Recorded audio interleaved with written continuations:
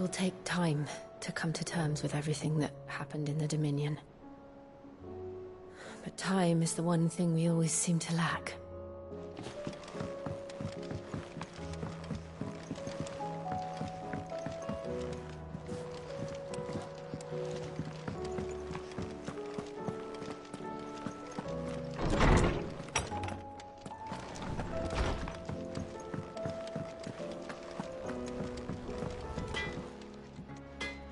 Blackthorn. Nor is I did that. That's some use. Let's see what.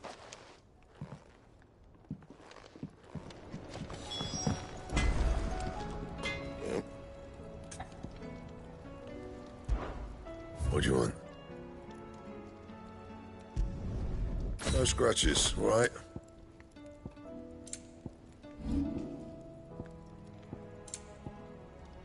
Anything else?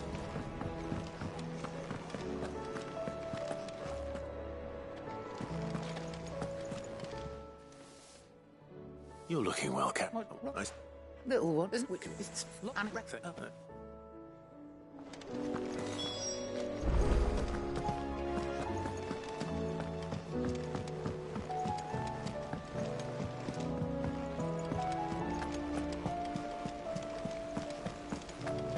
Did you see that? Tell me you saw that. There's talk of these skies driving me.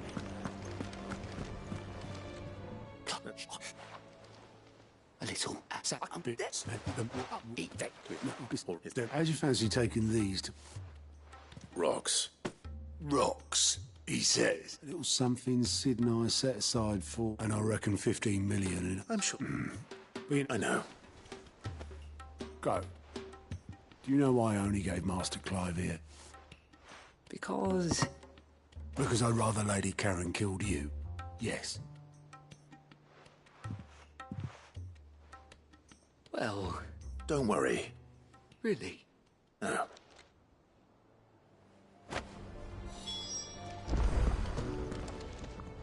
Otto, how fares the realm? The realm? Oh, she's just fine. As long as you look past the fat storms out mother crystals and her skies are a roiling cesspit. And Gav? He's with your uncle in the Free Cities, helping Mid with her project. Sent an owl their way the moment the winds turned foul. Still waiting on a reply, though. Do you have any good news? Well, that depends on your definition of good. All right, fine. What do you suggest we do? Oh, no, I'm just a messenger. I leave the scheming to those more suited to the task. Could be that Lady Vivian and Old Tomes have their own thoughts on the current state of things. Could be that they don't. It certainly can't hurt to ask. I suppose not.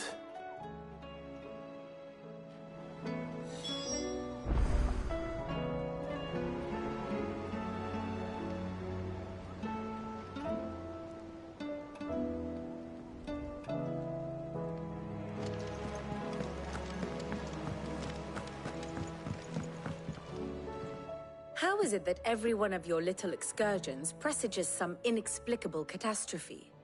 Not that you are to blame for the Dominion's fate. No one could have predicted the actions of the Crown Prince. I'm sorry I couldn't save your home. My countrymen are stronger than you think. A few toppled clock towers won't break their spirits. They'll be back on their feet in no time. I hope so. Look at us. Bluer than a pair of bog crabs. Tempting though it may be, sulking will not help us find a solution to this mess. You believe there's one to be found? I don't know. But I am certain we're more likely to find it if we first examine the facts.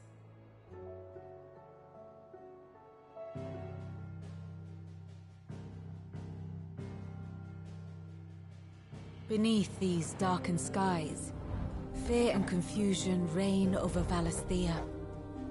Oh, the lands around the fallen mother crystals had already begun to wilt for want of ether.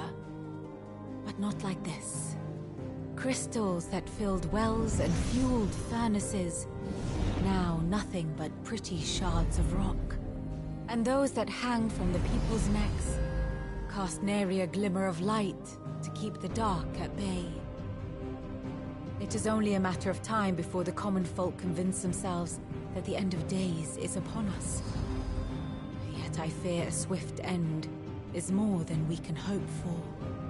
While most of the world thirsts for ether, the remainder drowns in it, spawning Akashic in droves.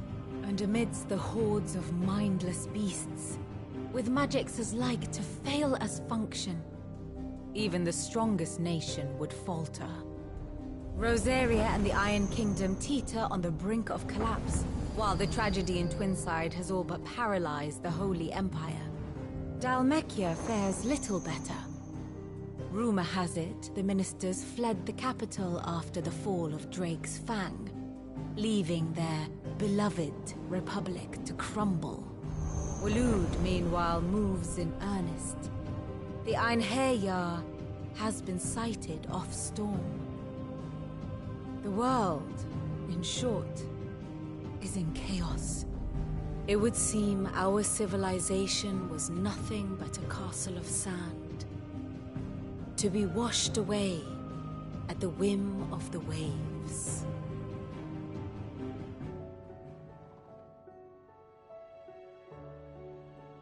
A castle of sand.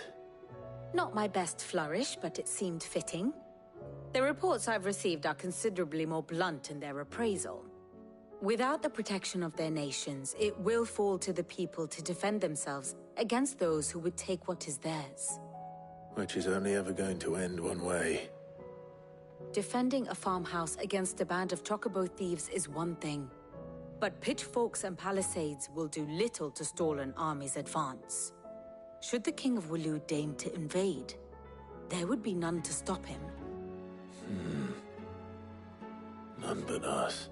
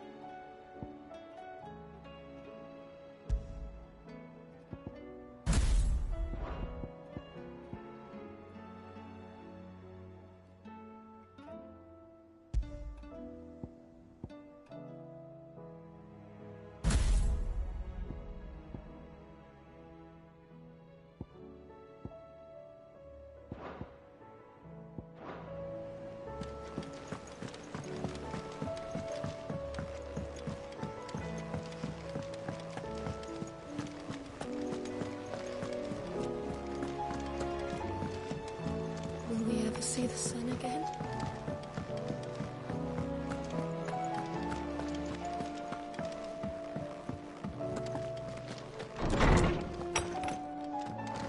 Is a storm coming soon?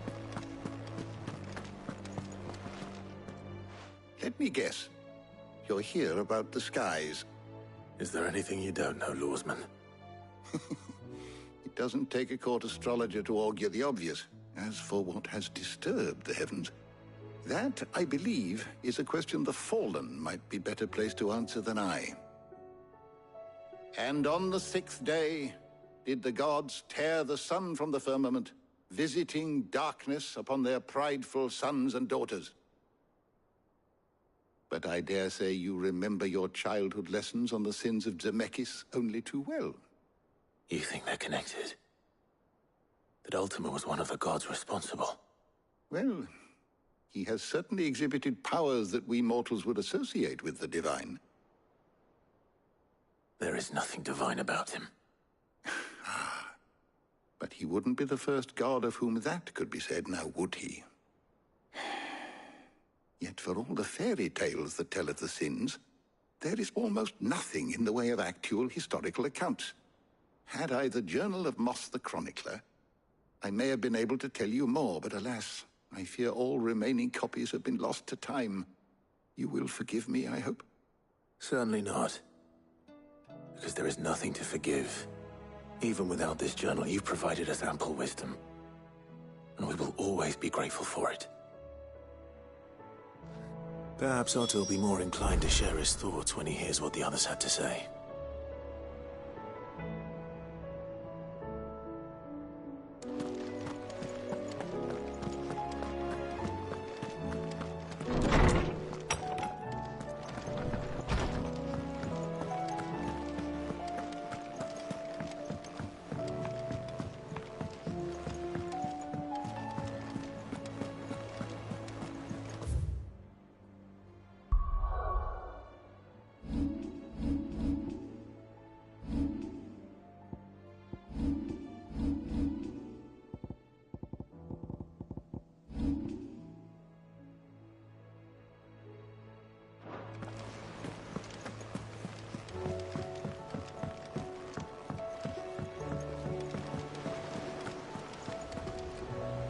Clive, we have a problem.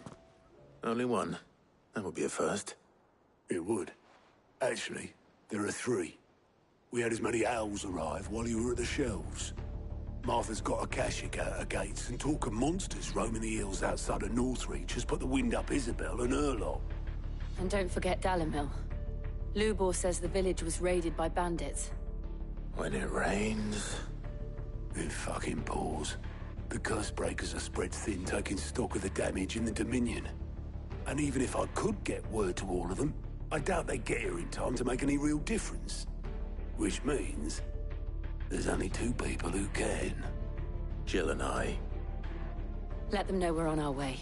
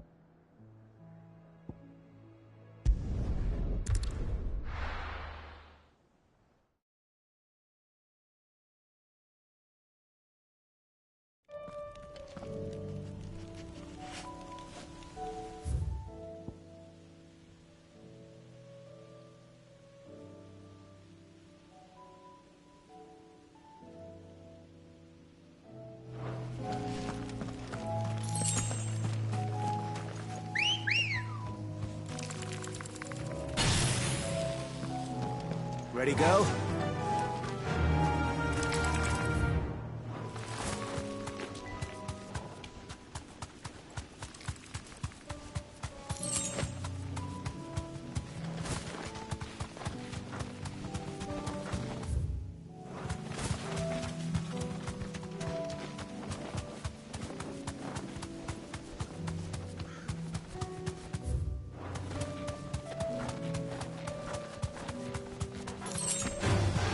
Time to fight.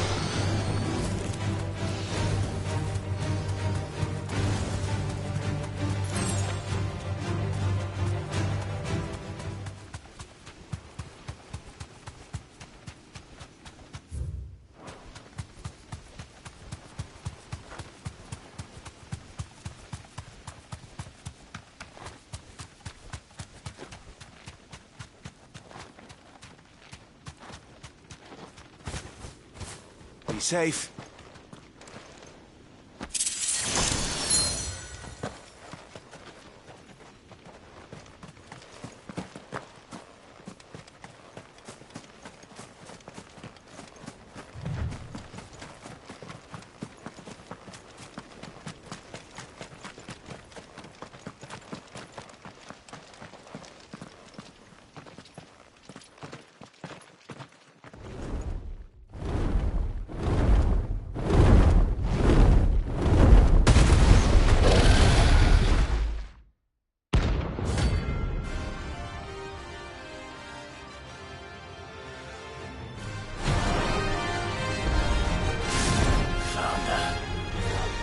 This beast isn't to be trifled with.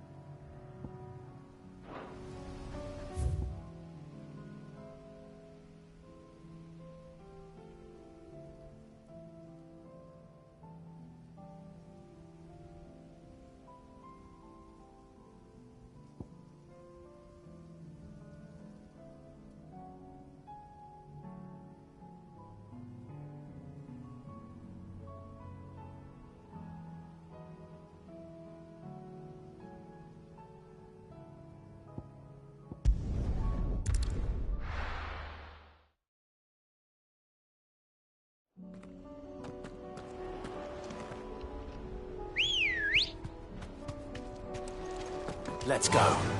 Fly, Ambrosia.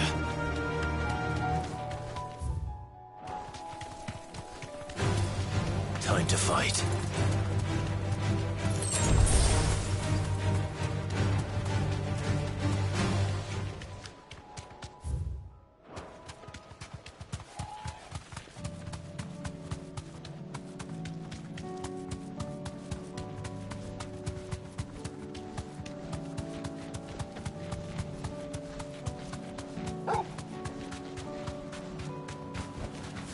You deserve a rest.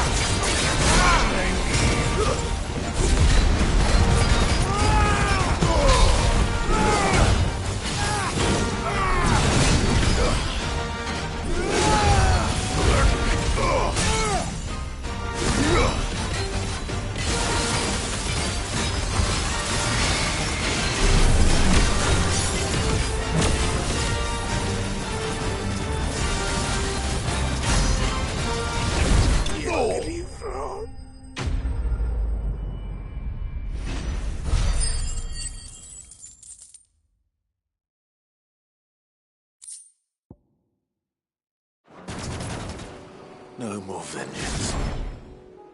No more war.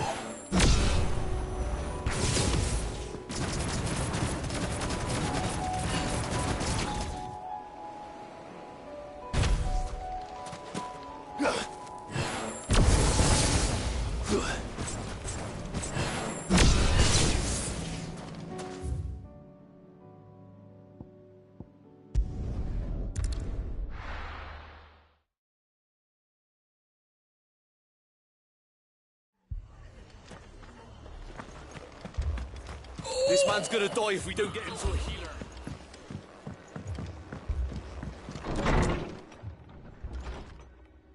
Martha, it's good to see you. And you, Clive. Jill? Otto said you'd been attacked by a Akashic.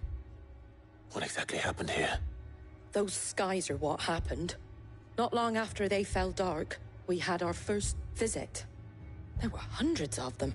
Tried to storm the hill. Only a handful made it up here, but that was more than enough. The rest are still down there now. And while we have a few willing fighters holding them back, they're sorely outnumbered. What do you think, Clive? That we join the fight? I thought you'd never offer. Now, where I need you is the Fallen Gate. That's where the fighting is fiercest. Let the men know you come to help. Something tells me they'll be pleased to see you. We're on our way.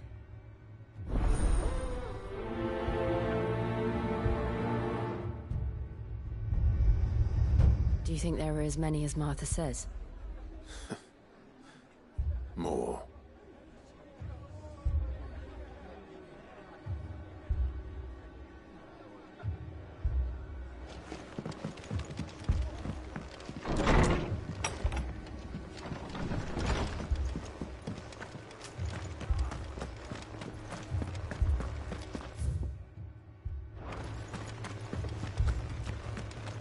You don't think they've abandoned us, do you?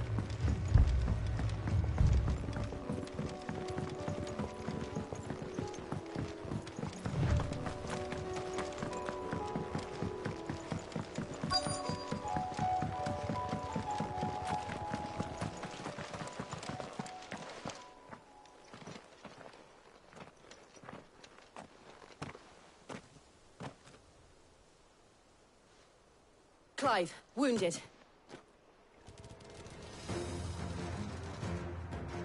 We deal with the Akashic first.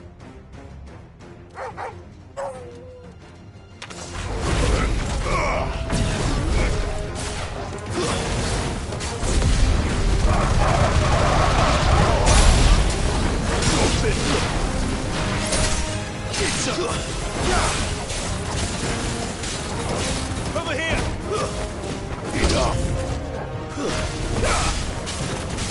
Down, Corvo!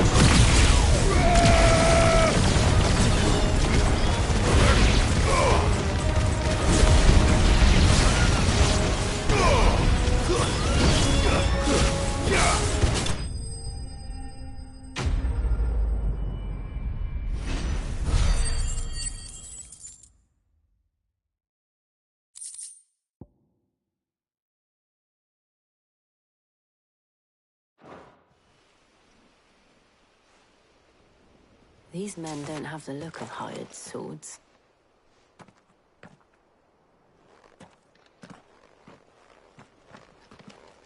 If you've come to rob this place, You are mistaken, my Lord Rosfield. We're here by Madame Martha's leave. how do you know my name? Forgive me, my lord. There wasn't time for introductions. We're with the Guardians of the Flame. Wade's men? But how did you come to be here? Where is your commander? Sir Wade left earlier with a scouting party to find out where the Akashic were coming from. Did he? Take your wounded back to the inn. Martha will see you're looked after. We'll join you anon.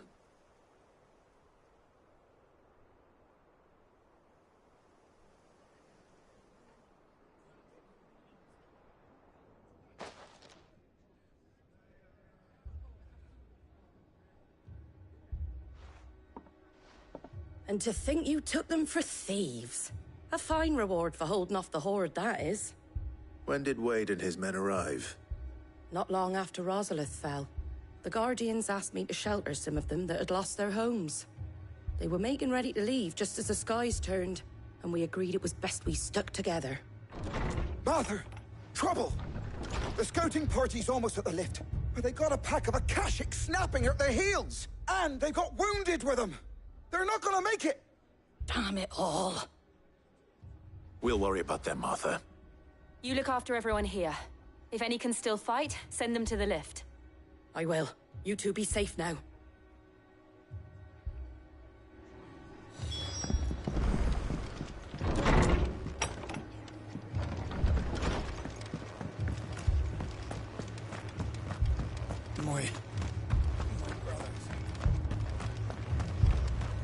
Mad dogs.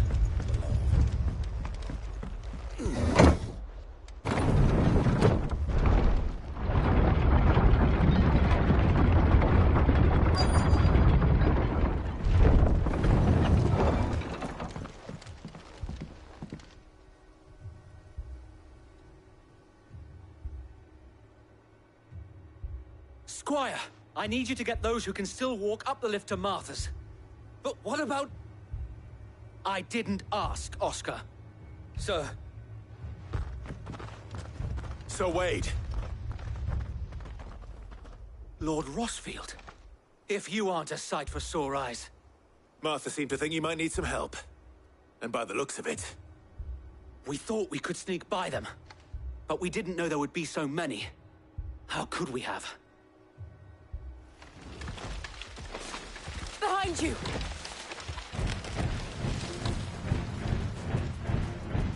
Damn it! We need to get the injured to safety. Do you think we can hold them off? We can certainly try.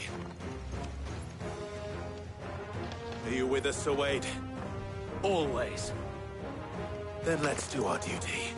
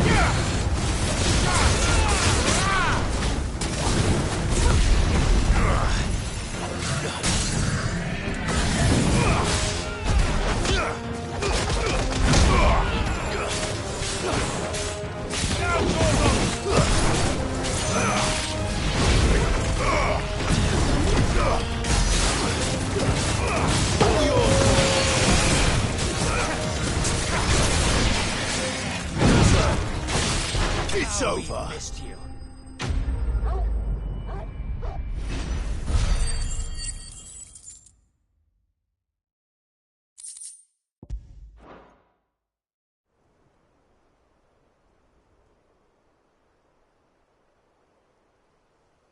Is anyone hurt? I don't think so. And yet again, you've pulled me from the flames. It's just a pity I keep walking into them.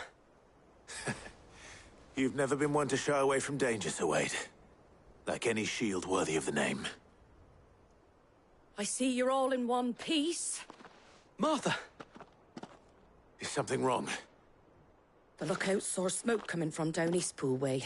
Too thick to be a hearth. A second horde. Feel like finishing the job. Always. Jill and I will make for Eastpool. You'll need to move the injured without us. Don't you worry about them.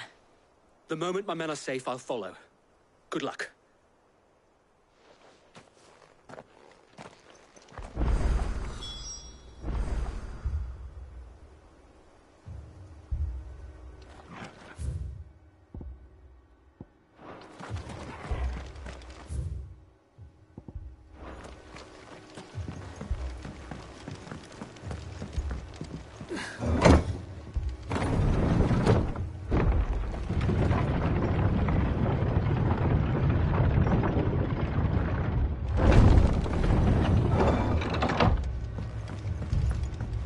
Mad dogs.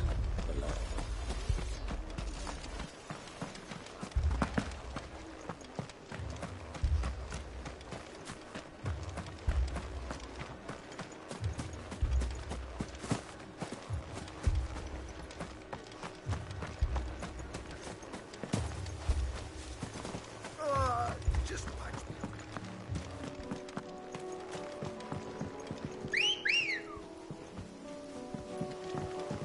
Ready, go?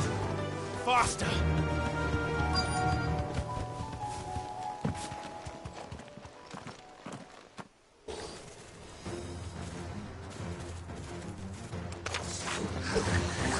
They're headed for the rest. We have to slow them down. Martha and the others won't be ready.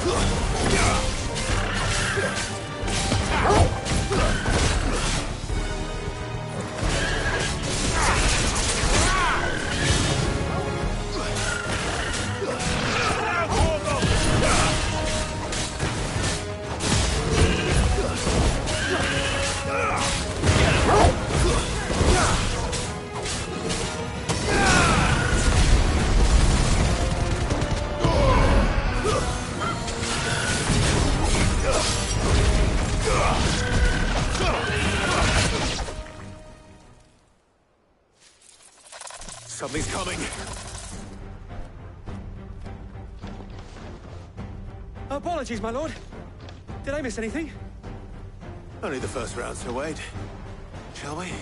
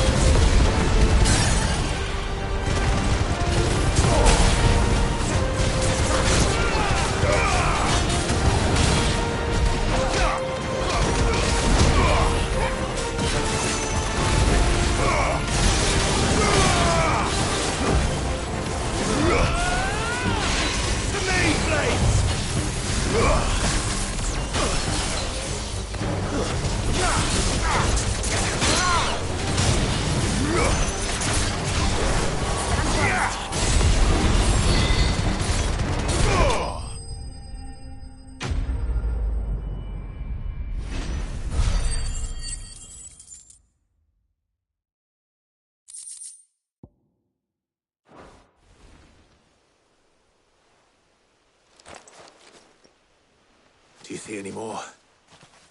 No. I think that was the last of them. But it won't be long before the next lot arrive. Then we make for Martha's while we can.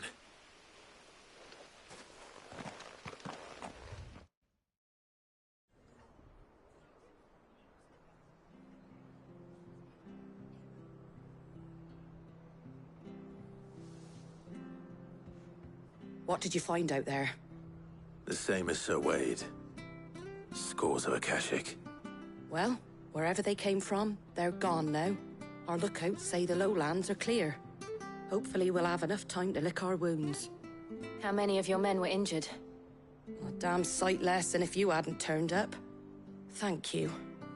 It was a hard-fought victory.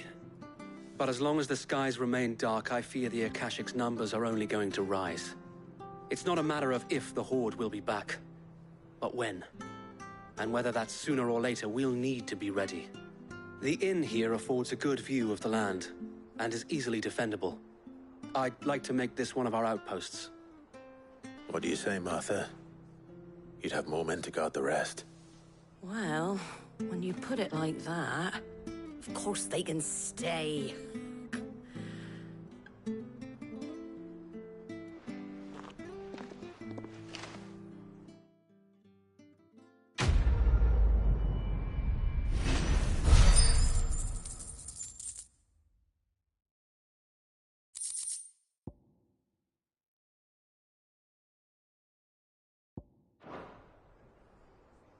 My lord, there's someone I'd like you to meet.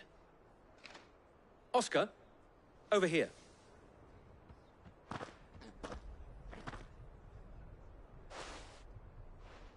It is an honor to make your acquaintance, Lord Rosfield.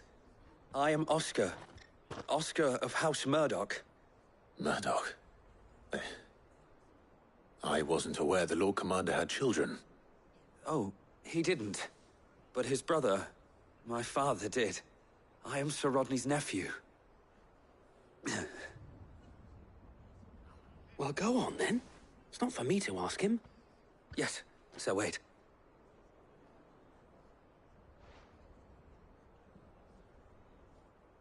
If it please you, my Lord Marquis, might you take me as your squire? I would learn the duties of a shield from the finest. I'm sorry to disappoint you, Oscar, but I am a shield no longer.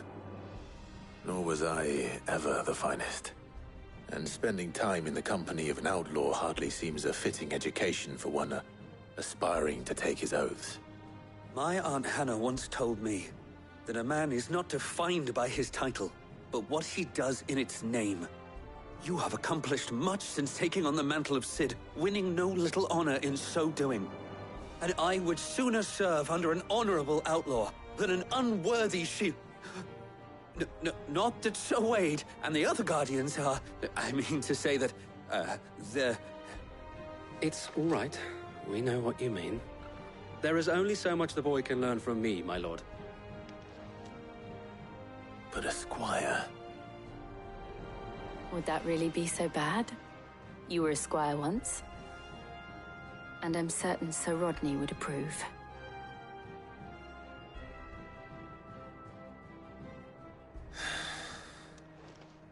Know that I'll show you as much leniency as your uncle showed me. I would not have it any other way.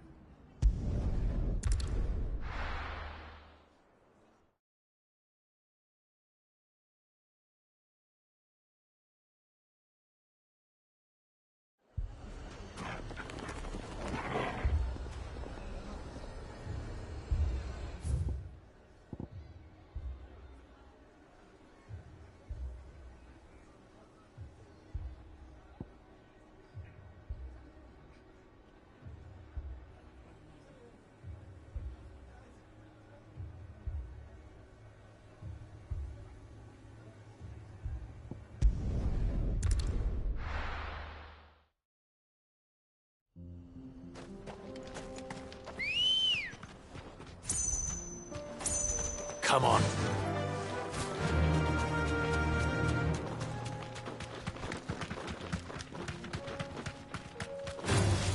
All right.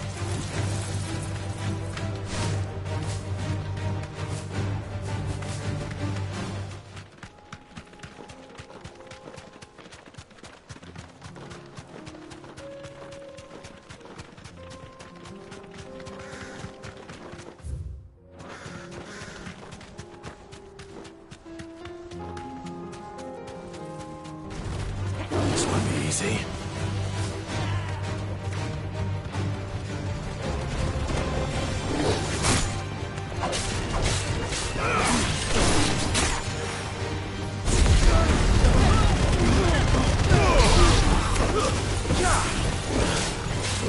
Too slow.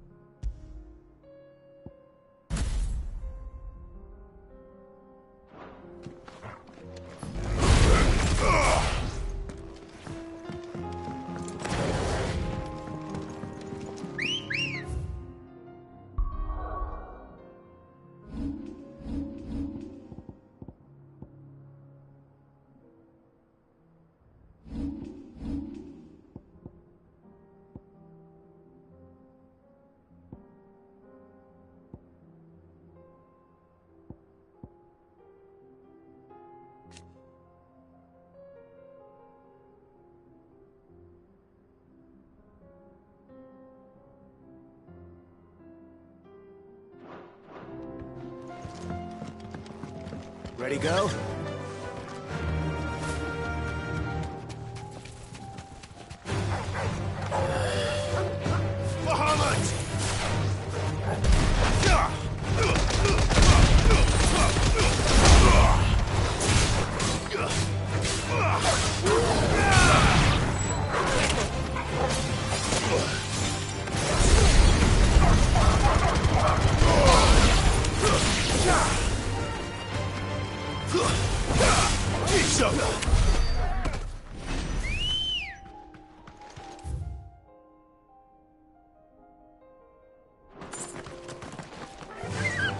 Fly, Ambrosia.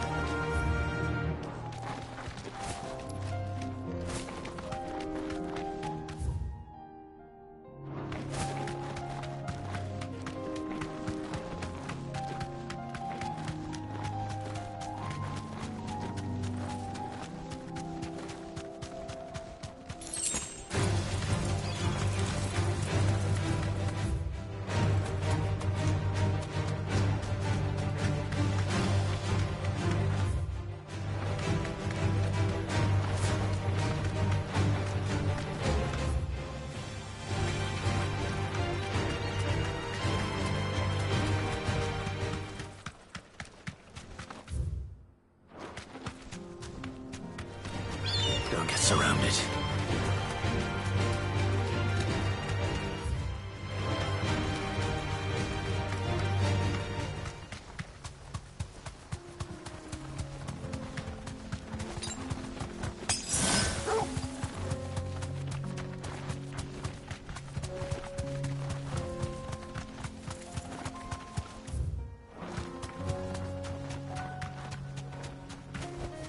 Back to the stables, girl.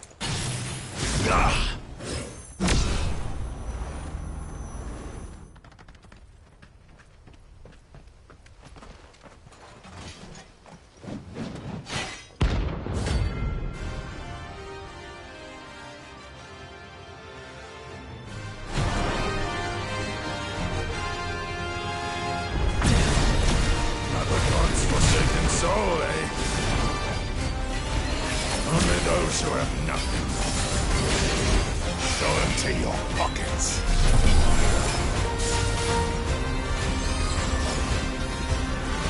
Your brothers will break!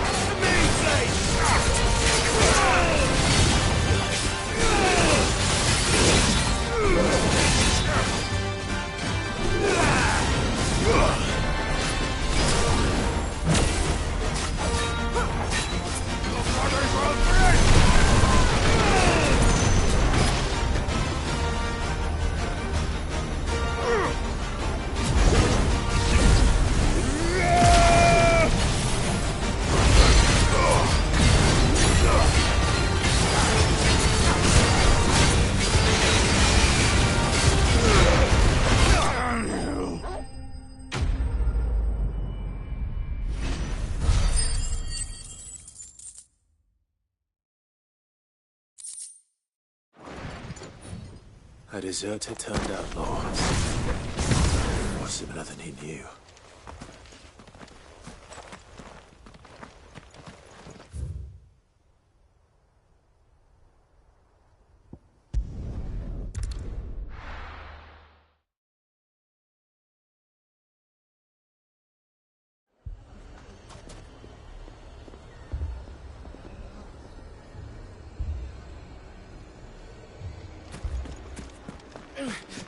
Fucking leaving my shop.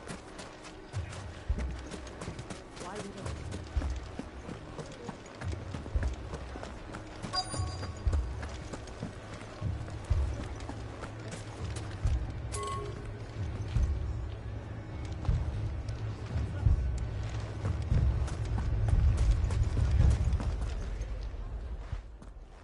Sid! Your new companion appears much more formidable than your uncle. Should I be worried? You haven't been introduced. Jill, Clive has told me much about you. All lies, I'm sure. Your Stolas said that Dalamil has a bandit problem. Indeed.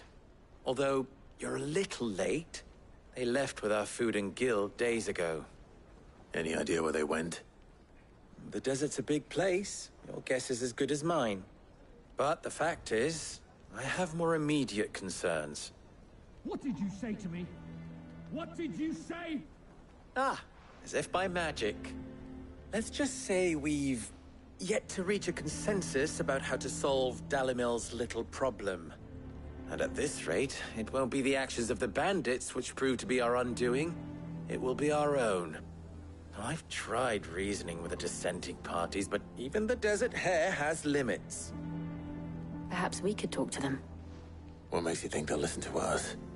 What makes you think they won't? She makes a fair point, Sid. And you won't have wasted much of your precious time if you fail. They're just across the courtyard.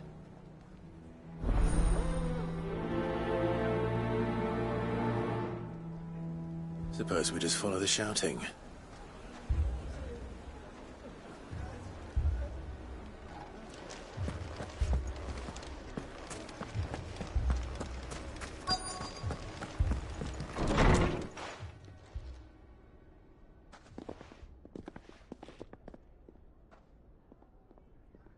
You wouldn't talk like that if it had been your men whose throats were slit.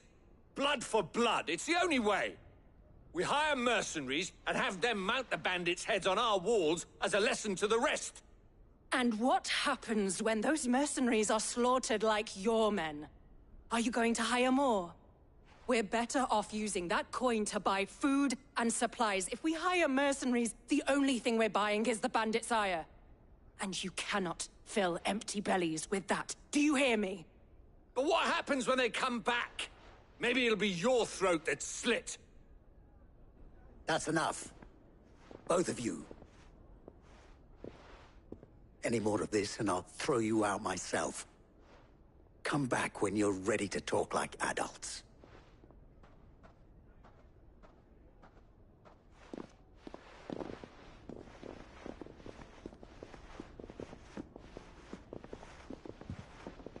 Victor.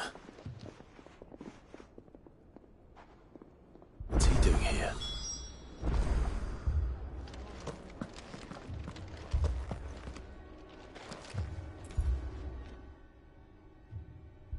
Sid. And Lady Jill. What brings you here? I was about to ask you the same thing. Costness is in chaos, and the markets have all but ceased to operate. The Briar's Kiss here in Dalamil is the only place I can reliably obtain supplies. I was here to do just that when Master Lubor told me of his troubles. He thought I might be able to talk some sense into these fools. But if you're here, I suppose his patience must be waning. Who are those people? Those were the thorns in Lubor's side. And the reason this place might be headed the same way as Costness. It's these accursed skies. The darkness is enough to drive a man to madness. Or an entire city, for that matter. We're still working on the skies. But in the meantime, perhaps we can find a solution to Dalamil's problems. I hope so. For all our sakes.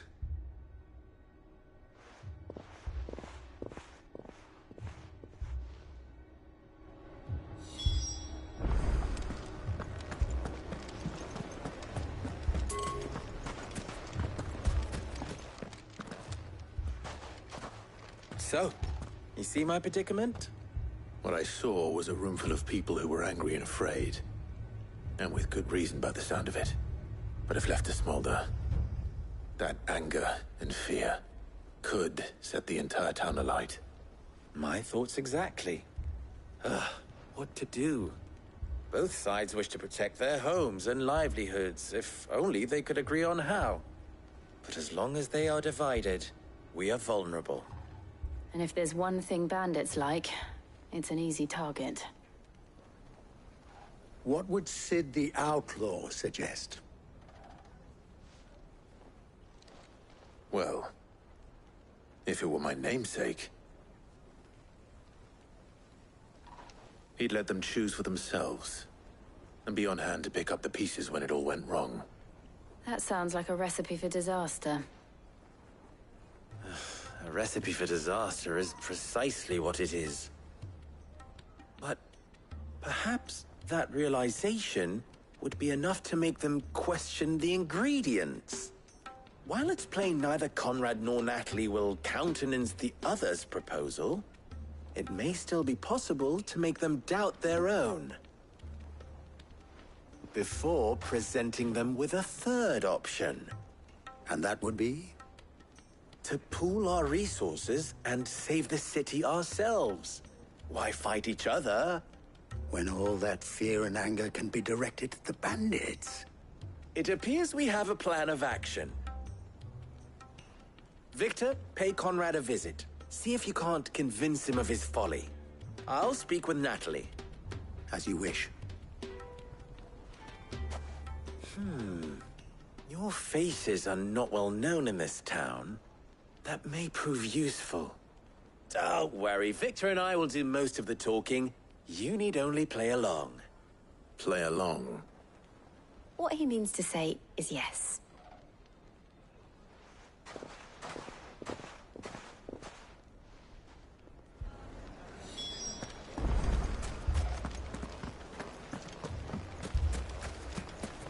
Picture it, Conrad.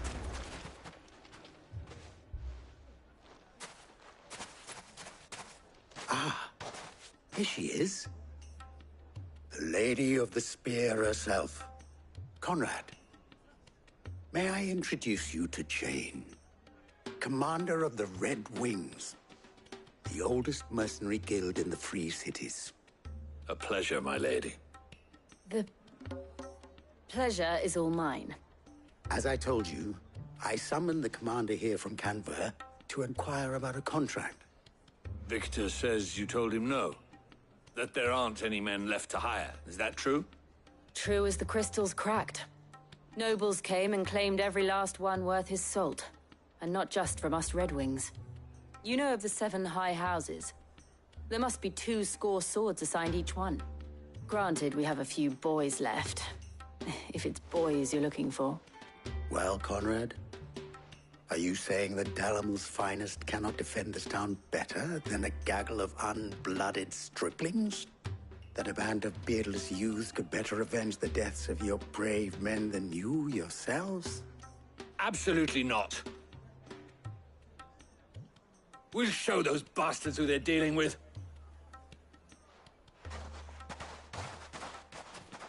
I can't believe that actually worked. Conrad's not what you call the brightest candle in the crypt. And there's a reason why I had you do the talking and not Sid. Well played, my lady.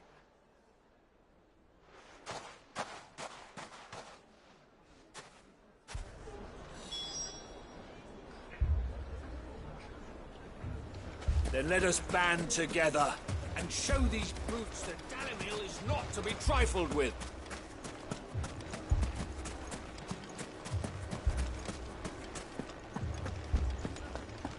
Oh, I'm ruined.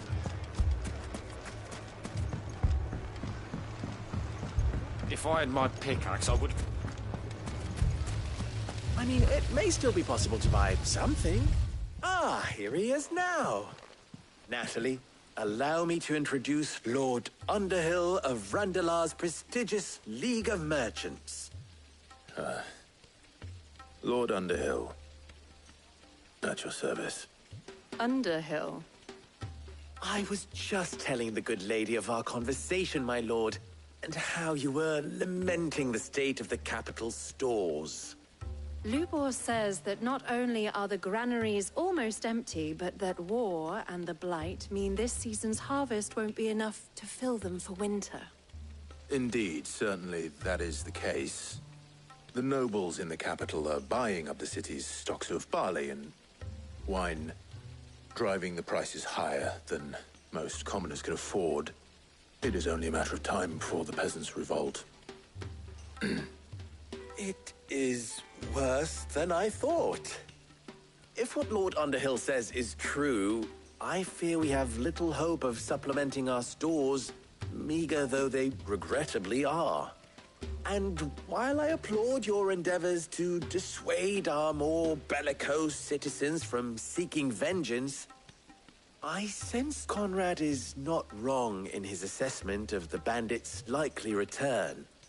Which means that now, more than ever, we will need to secure what little we still have. Food, weapons, herbs, everything. If our humble town is to endure not only this hardship, but those that are certain to follow, we must stand united. All right. If it will help to protect my home, I'll do it. But you needn't have gone through this charade.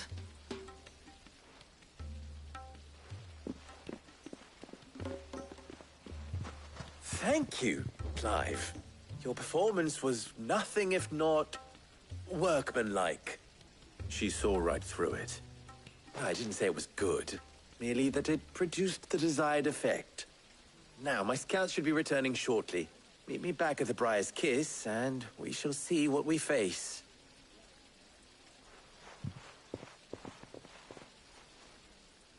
I'm not convinced our roles in this ruse were entirely necessary. I don't know. Conrad seemed quite taken with you.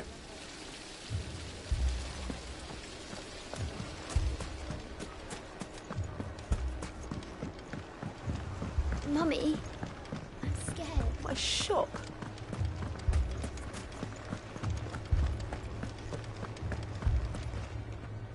Good news, Sid. Both Conrad and Natalie have somewhat gracefully accepted their new roles. With time, they may even learn to. Time no longer appears to be the luxury it was before lunch. I take it your scouts found the bandits. Technically, it would be the bandits who found my scouts. It appears they march for Dalamil as we speak. All of them. You're not serious. They don't just want food, they want the whole damn town.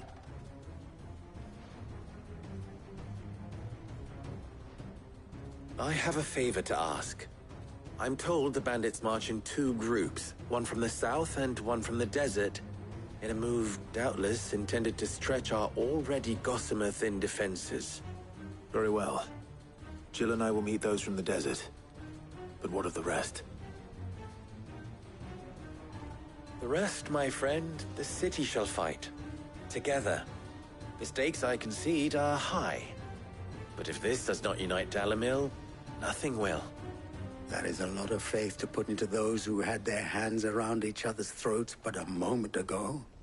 Then it will be for us to see that their hands are kept occupied. And I do mean us. I thought you might say that. We'll hold them off for as long as we can. And we will do the same.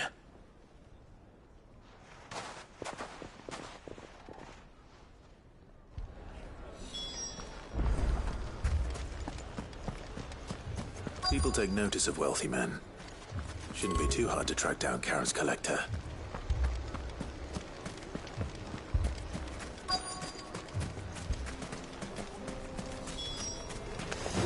No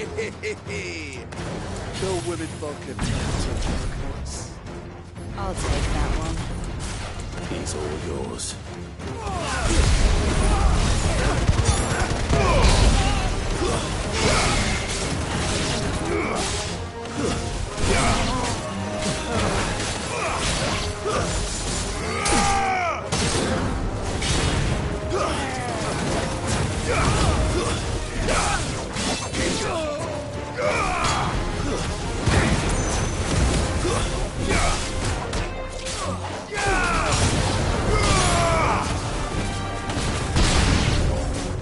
They mean to overwhelm us.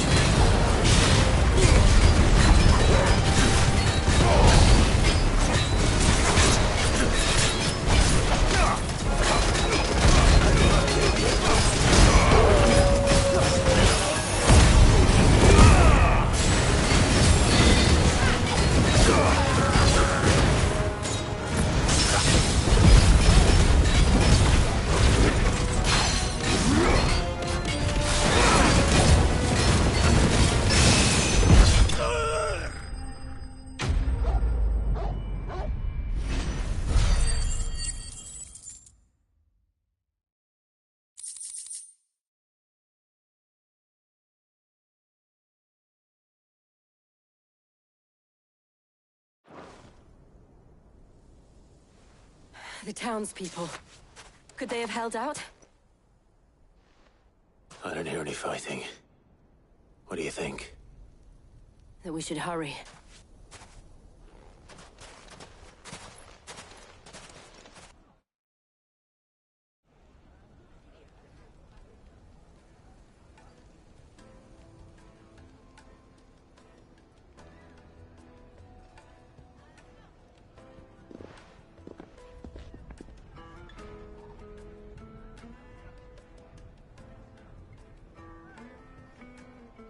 Natalie, I owe you an apology. You did well out there. The inn would have been lost had you not held the line. Without you, there would have been no line to hold. You saved us, Conrad. You saved Alamil. We all saved Alamil.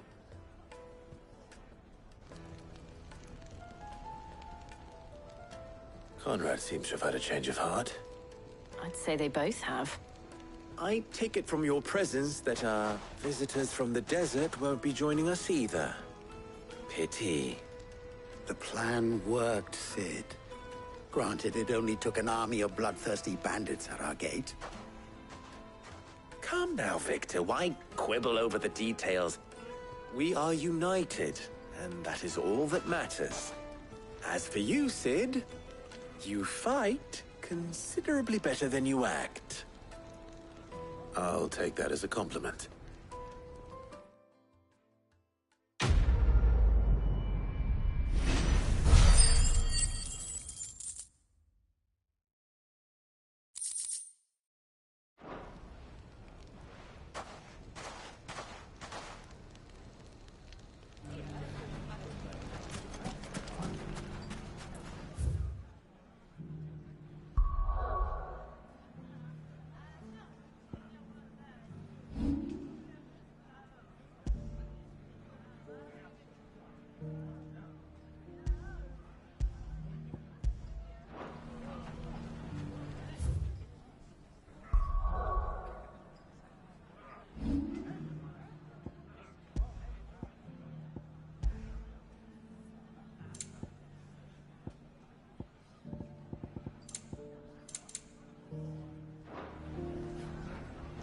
So, where did you learn?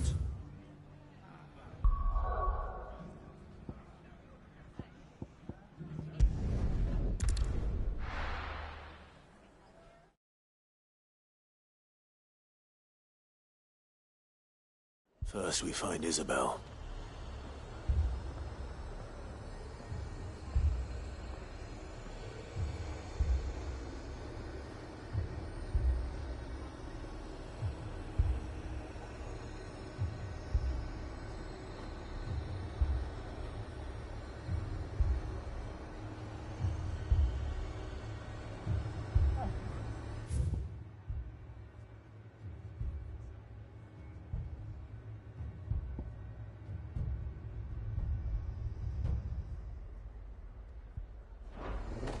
Heard a bloke saying he saw ghosts on the far side of the wall. I saw it with my own eyes.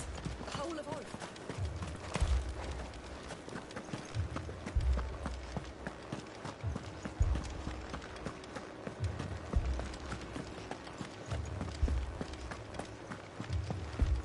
I can't do it.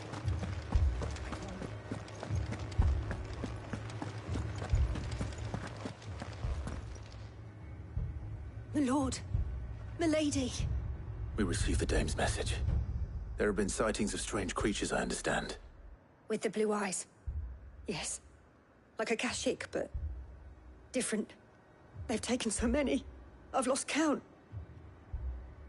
Akashic, but different. Ultimus thralls. And what of your mistress? Is she here? Oh, no. She went to the garrison to ask what they were planning on doing about all this. Then we'll look for her there.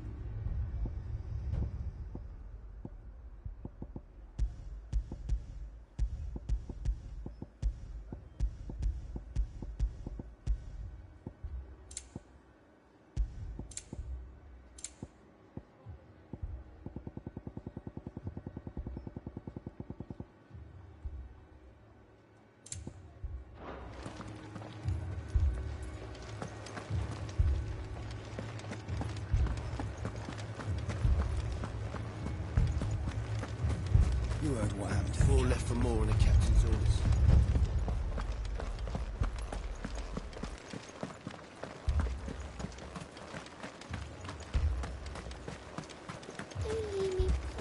Madame, please!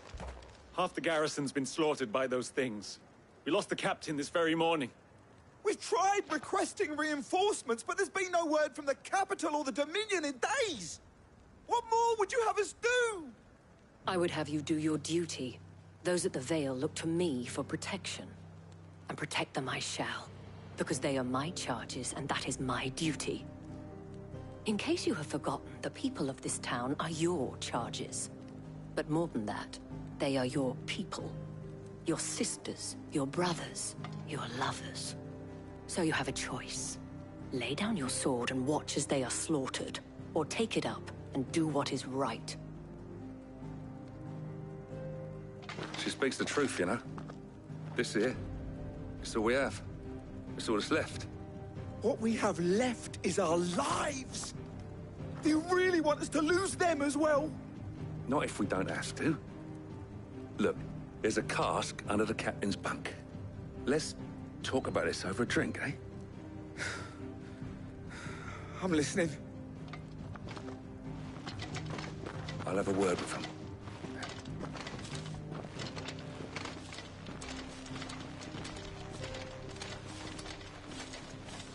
Ah, Clive. I didn't expect help to arrive so quickly. And sought to take matters into my own hands. It was a noble effort, but I thought you might still need some support. I'd like you to consider my needs. What we need to consider is where the creatures came from. The way the survivors speak of them, one would think they appeared out of thin air. And perhaps they did. It's hard to know what to believe these days. We'll talk to the survivors.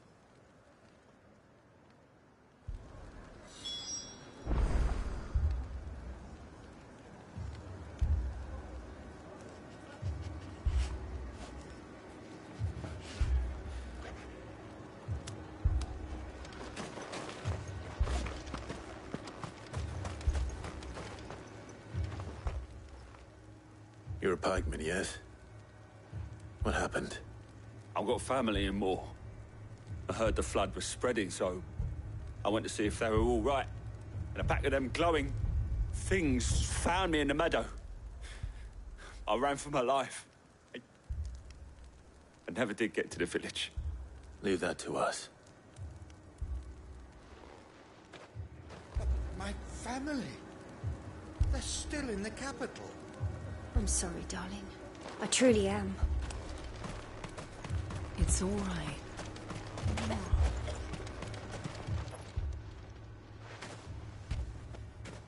Did you see the creatures that attacked you? Creatures? Yeah, they came out of nowhere. They went for Joseph first, then me, and then they were just gone. Do you remember where you were? On the road from Oriflamme.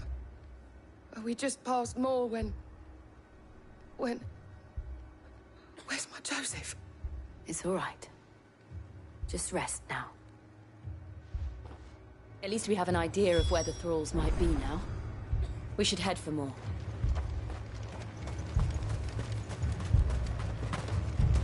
You saw those soldiers? Assume you have a plan? We need to find out what...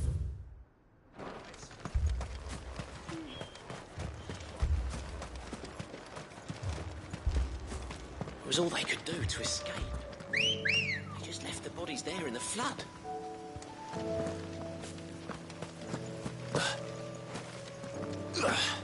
Ready, go?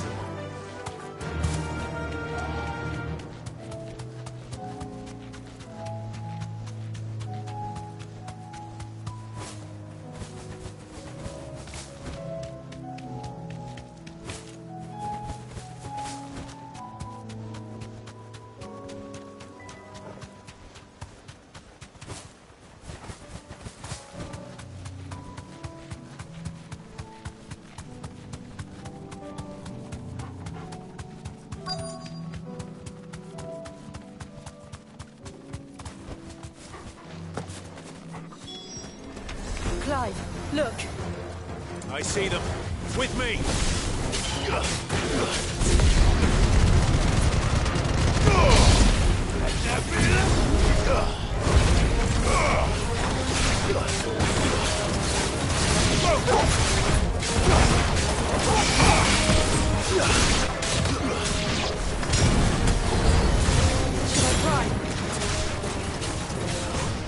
Save your strength. No.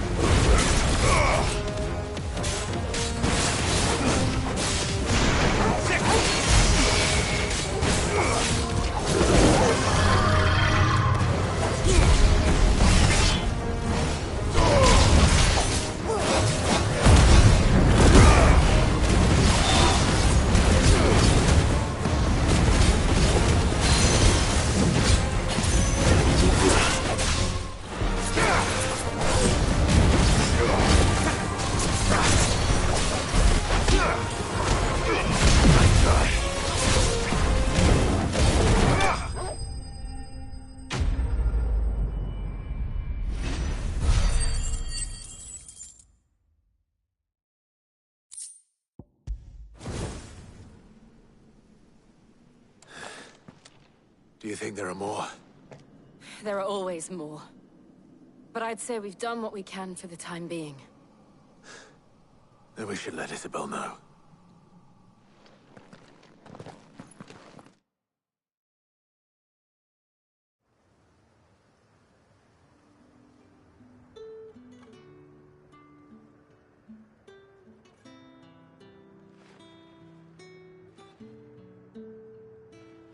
You have the town's thanks. Don't thank us yet. There will be more. Many more. And you'll need to be ready for them. Oh, we shall. Isn't that right, Captain? Yes, milady. The garrison will be ready. Philippe here has convinced most of the men to remain at their posts. For now, at least. Hearing that the Dane would look kindly on any man who committed himself to the task certainly didn't hurt. It's not the most selfless of motives, I'll admit. But whatever it takes, eh? Now me, I never needed convincing. I became a soldier to protect the people I love. And the people I love include the ones standing before me. Handsome and chivalrous. Now, if you don't mind, I have sentries to post. Milady.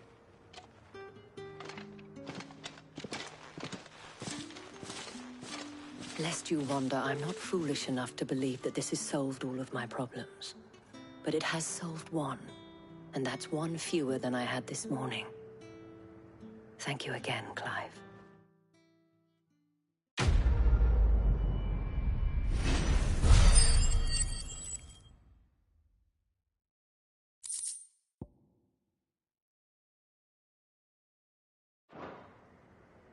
Our friends seem to have things under control. For now, at least. Let's go and put Otto's mind at rest. Philippe will make a good captain. He reminds me a little of you, Clive, but without all the mocks and mows.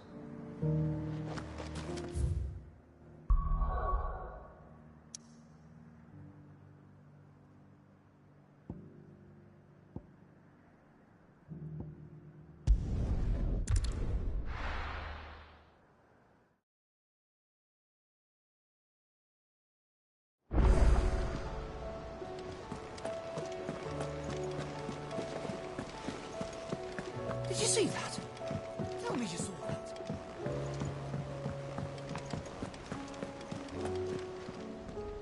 Was wondering when you turn up. Had owls from all our friends thanking you for your timely intervention. How is it you always manage to arrive at just the right moment? Luck, I suppose. Any word on the rest of the realm? Let's see. Storm's still crying out for mother crystals. The nations are still in chaos. And the skies are still the colour of a kick in the kidneys 2 days on. So... Right. Clive, we knew this was going to happen. Well, not the bleeding skies part, but you take my point. Now's not the time to second-guess yourself. Now's the time to visit the infirmary. Talia says your brother's awake. Thank you, Otto.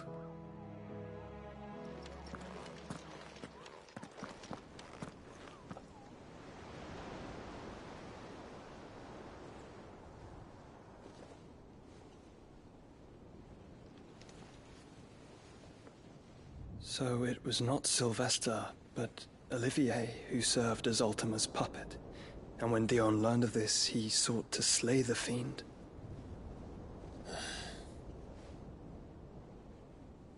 Only for his father to take the spear that would have freed him. Enough to drive a man to madness. Small wonder he hasn't stirred. I would be afraid to wake.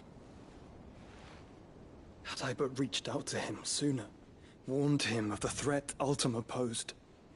But now, both an empire and her prince lie broken. Joshua, what do you know of Ultima?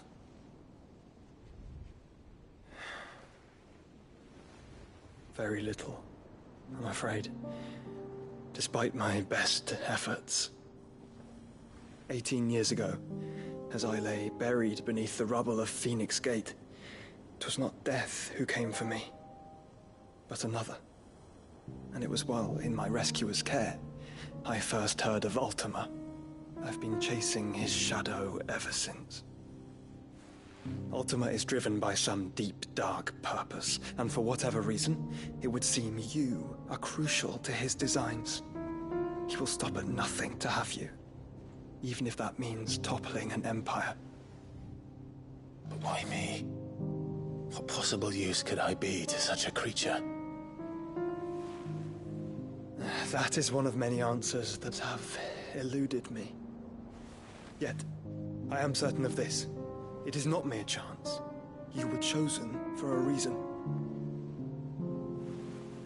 All dominants carry within them the might of an icon. Nigh limitless power that is at once acutely limited. I wield fire, and only fire. And I only ice. 8 wardens for 8 elements. But you, Clive. You are different. You're special. Your abilities begin with the flames of Ifrit. But they do not end there. The fact Ifrit can even exist goes against everything we thought we knew of dominance. Perhaps Ultima has been waiting for one such as you, whose potential is truly limitless.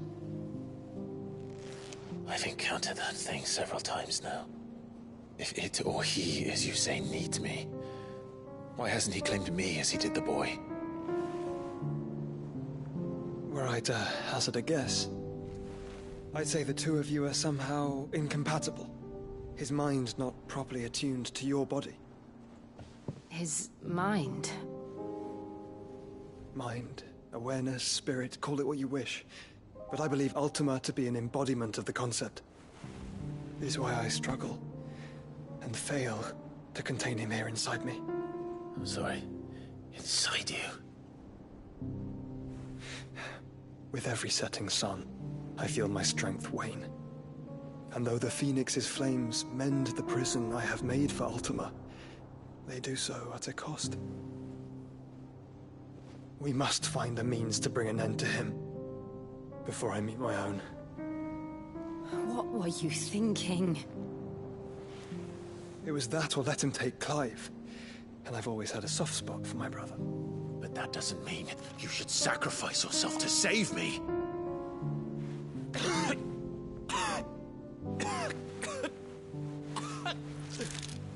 Joshua. Clive, it's Gav. There's an army of Akashic at the gates of Canver.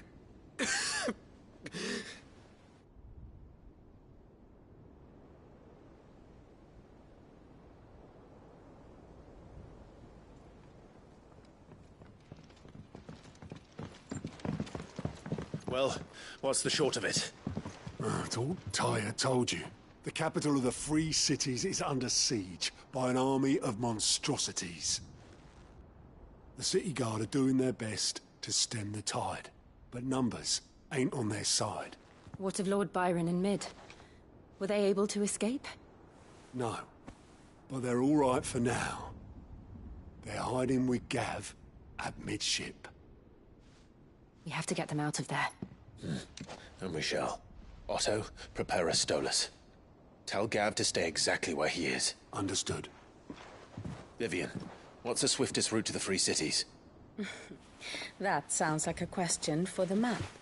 Look here. This road, through Tabor, should provide the least trouble. Good. What a coincidence. Tabor is exactly where I'm bound. Joshua, bed is where you should be bound. You don't think I told him the exact same thing?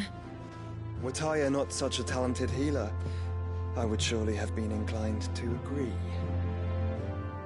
But, thanks to her ministrations, I feel I may safely rejoin my attendant, who was to wait for me in Tabor if we became separated. All right, we travel together. Clive. If he stays close to me, he'll be fine. Thank you, brother. I'll look after him.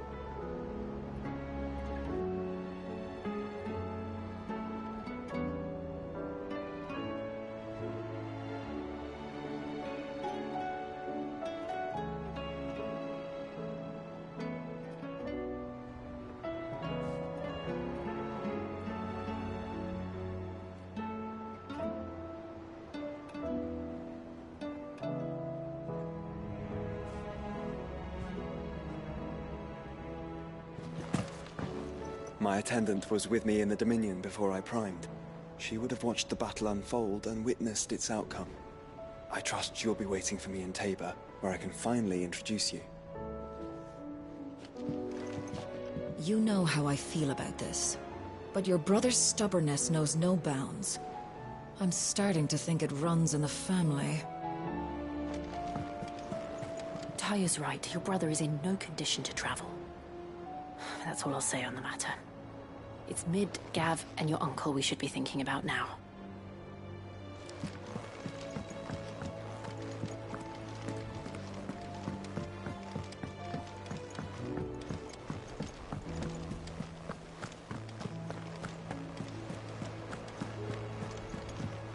Oh, the moon.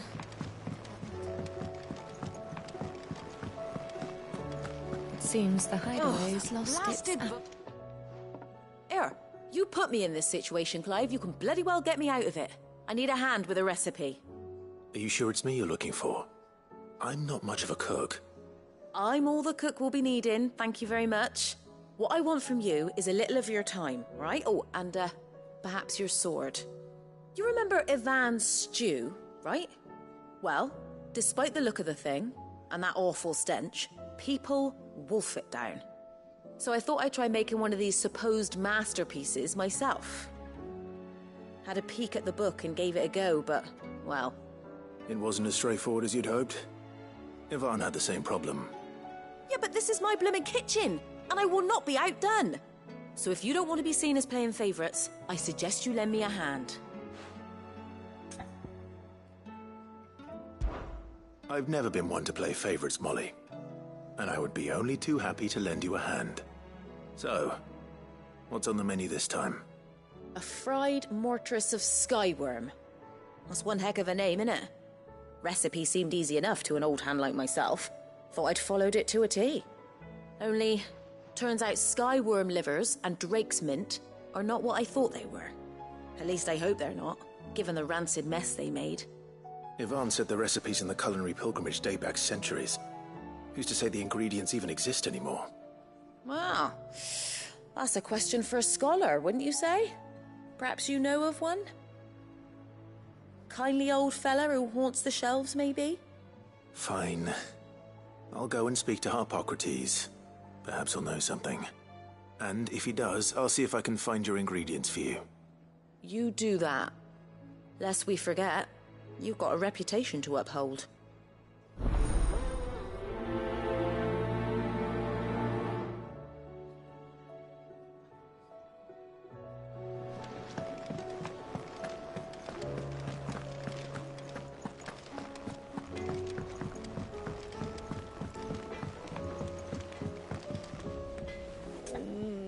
What am I gonna do? Is everything all right, Goots? It's... Fuck. Don't... You let me know... Of course.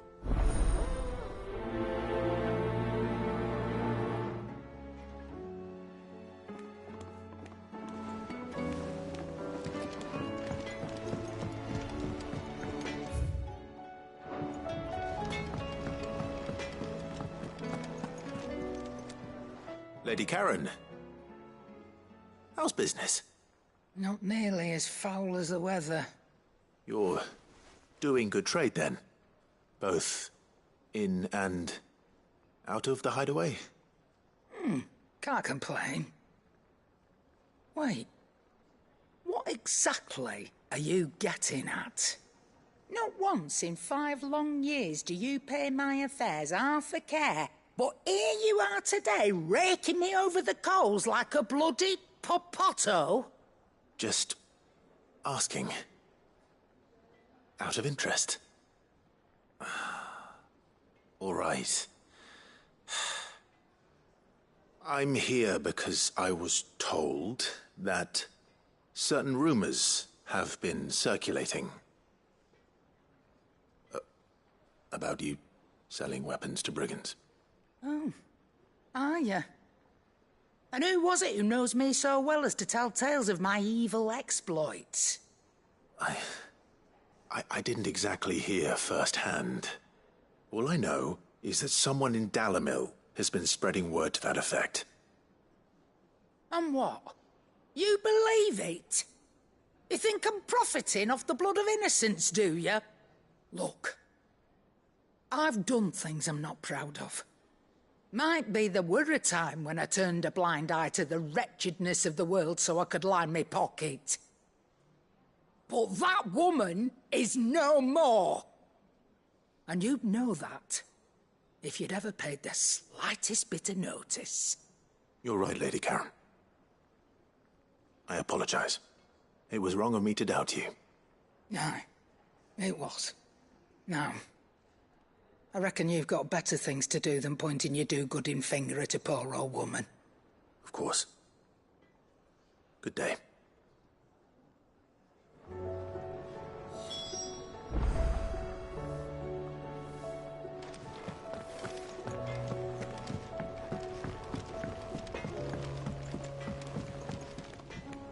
I spoke with Lady Karen.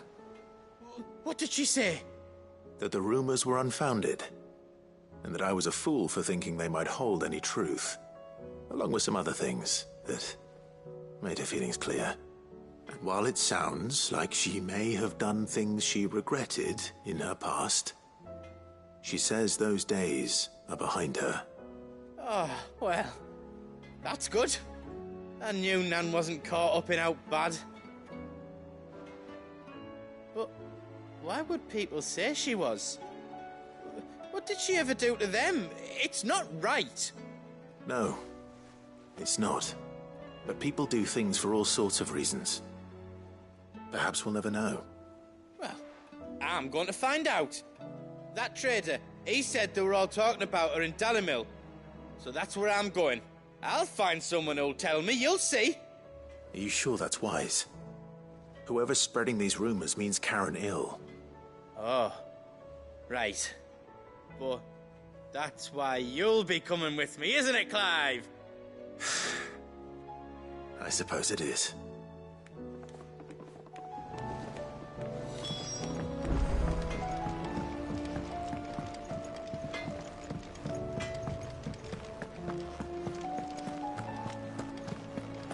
Seems the hideaway.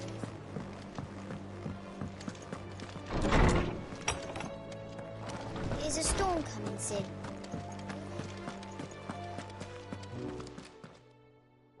Lawsman Harpocrates. I've come to pick your brain if you don't mind.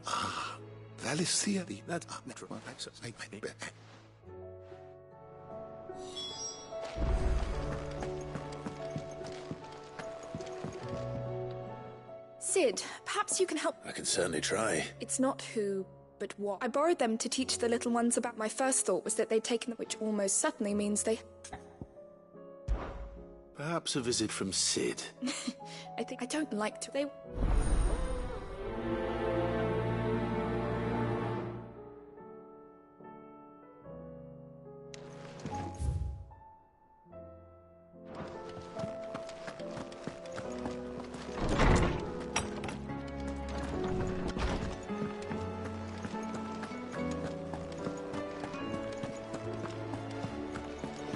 Did you see the pair that got hauled into town?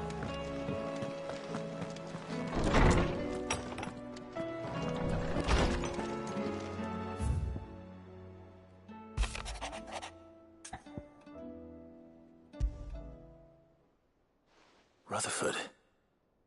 Wasn't that the name of my uncle's manservant? Where would he be at Martha's Rest?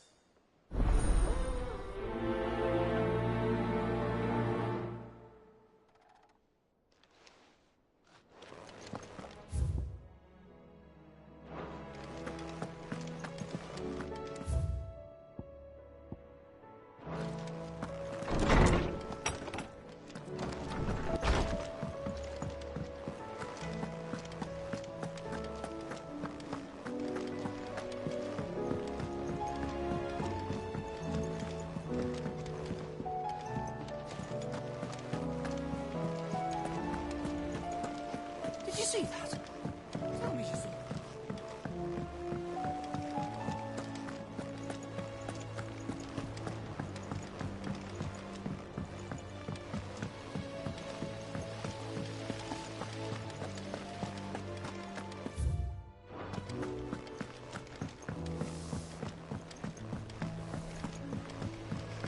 What do you reckon we should do?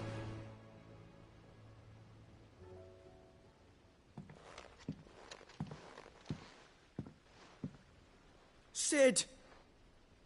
Hard at your studies, I see. And what is that? It's not a set of scales, is it? No. Of course it isn't. Well, not anymore, it's not. Oh, And just how long hasn't it been one? we're sorry. But we didn't break them. We dismembered them. Just like Miss Mididol showed us. Miss Mididol? And why would she have you dismembering her creations? Because that's the only way to become a ninja-neer. Miss Mididol said, the best way to see how something works is to take it apart and put it back together again. Well then, your work is already half done. Carry on. About that. The taking apart was easy enough, but it's the putting back we can't work out. Speak for yourself. The heavy thing goes at the bottom. Then...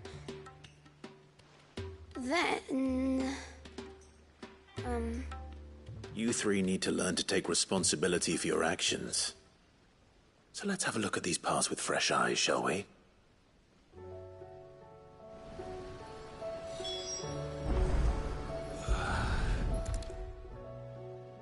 All right. Everything here was once part of Miss Mididol's scales. Every piece has its own role to play, and each is just as important as the others. If even one of them is missing, the scales won't work. So let's think about what those roles might be. You already know one of the pieces. The body. Its role is to support everything else. But what of the others?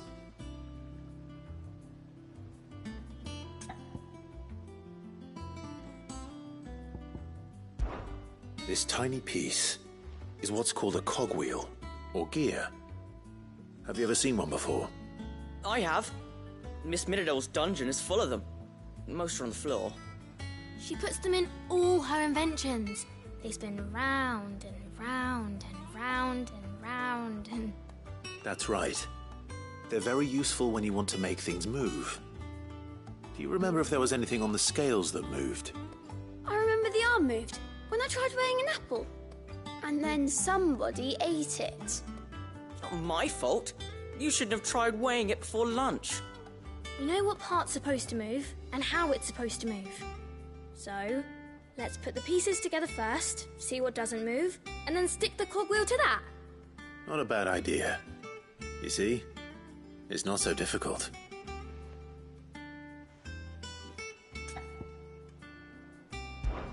This is called the arm. Why do you suppose that is? It doesn't look much like an arm. You're right. It looks more like a wing. Like a chocobo wing! You've ridden a chocobo before, haven't you, Sid? Will you teach me to ride one day? I'll think about it. Now, what do arms do? Hold things. So wait, maybe this arm holds things too? Good thinking. You're on the right track.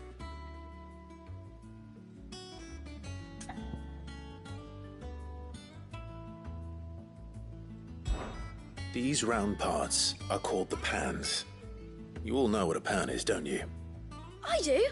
Molly uses them in the kitchens to fry bangers. But these aren't for frying bangers, you idiot. They're for weighing stuff. But what if I wanted to weigh Goots? I don't think he'd fit on that little thing. Probably not. What are the chains for? Holding the pans up? Well spotted. Which means something must hold the chains up in turn. So, now that we've taken stock of the parts and learned what they do, then... Well, obviously you need to start with the body. All the other pieces fit onto it, don't they? And the arms go on the body, just like real arms. Or wings, if you're a chocobo. And then the arms hold the pans by the chains. Very good. Let's see if that works. There. All finished.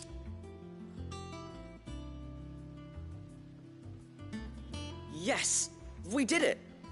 Well, with Sid's help. Oh, I just put the pieces together. It was you three engineers who showed me how. That's right. We're Miss Mididol's hairs. Her hairs? Yeah, hairs for the future.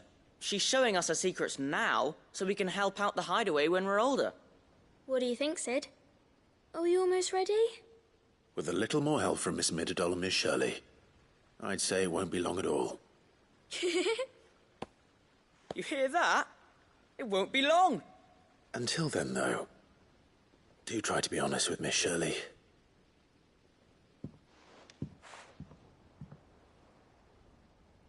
Hey, look! We never used the cogwheel. You don't think Sid forgot about it, do you?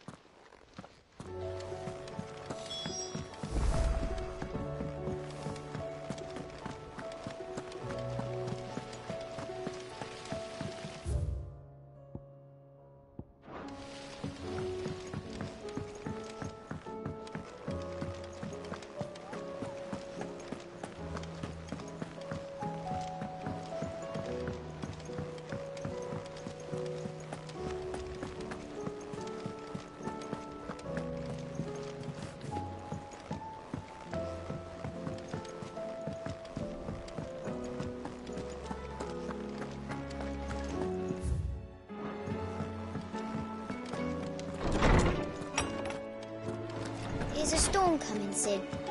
Will there be... Well? Oh, no. Thankfully she won't. Although I was the one who... I'm so sorry, Sid. I shall see that the children... Please, there's no need. Mid seems to have taken the three of them under her wing. She'd have them following her. I see. Sid, do you know... She told me it was because her studies have... No, but that should... Which explains... She's working to give them a better life. All right.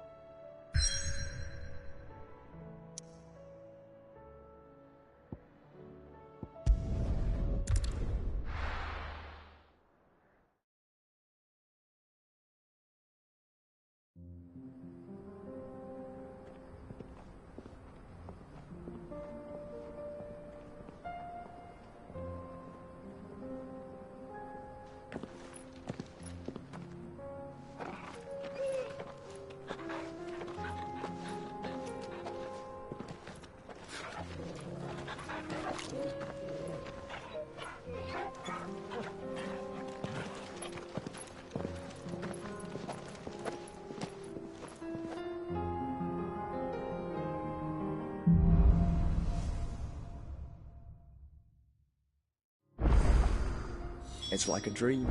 The four of us out walking like we used to. Enjoying this, are you? Gav and the others could be in danger as we speak. You're right. I'm sorry. Yote is a fine scout. If Canville was attacked, She will already have begun gathering information. Tabor isn't far. We should pick up the pace.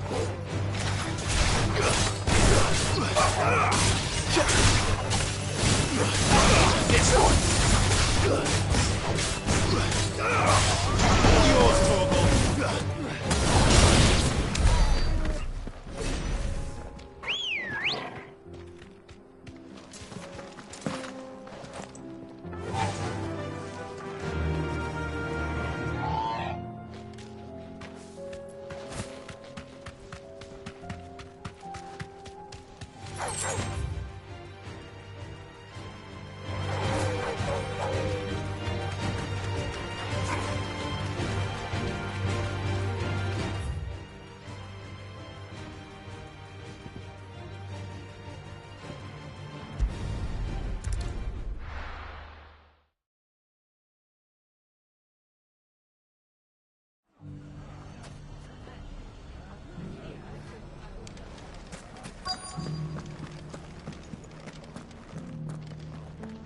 Lubo did well to bring Conrad and Natalie together.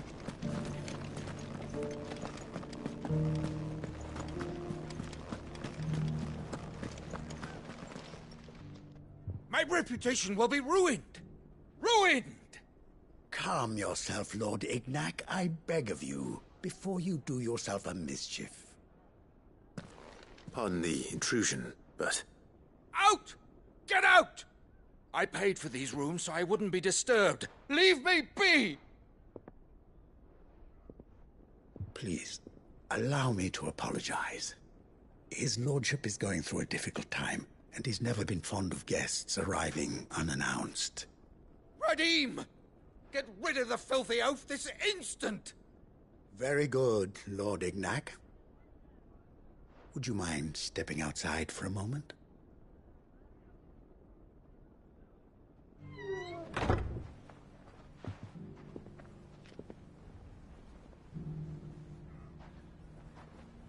I'm sorry if I've caused you any trouble. That? Oh, no. That's just how his lordship is. Though the morning's events have left him somewhat fractious. He has been dispossessed of his luggage, you see.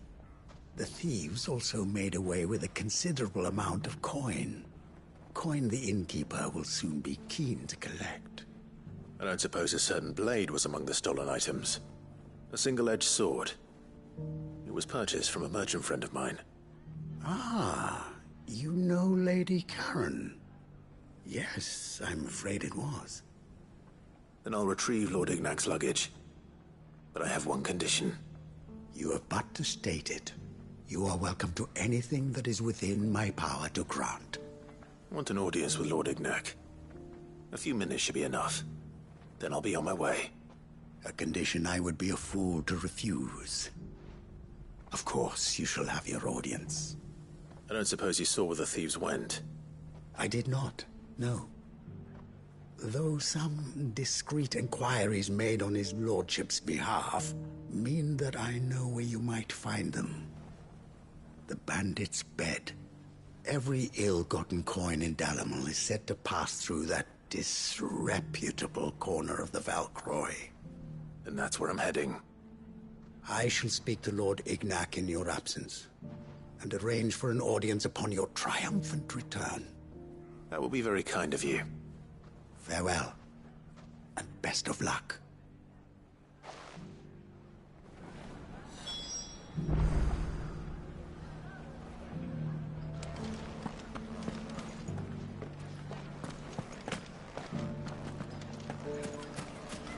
If all of us continue to work together in defending Dalamir. The bandits may be known. But look what they've left us. It shouldn't be too hard to find goods. The gentlemen of the town guard are strapping.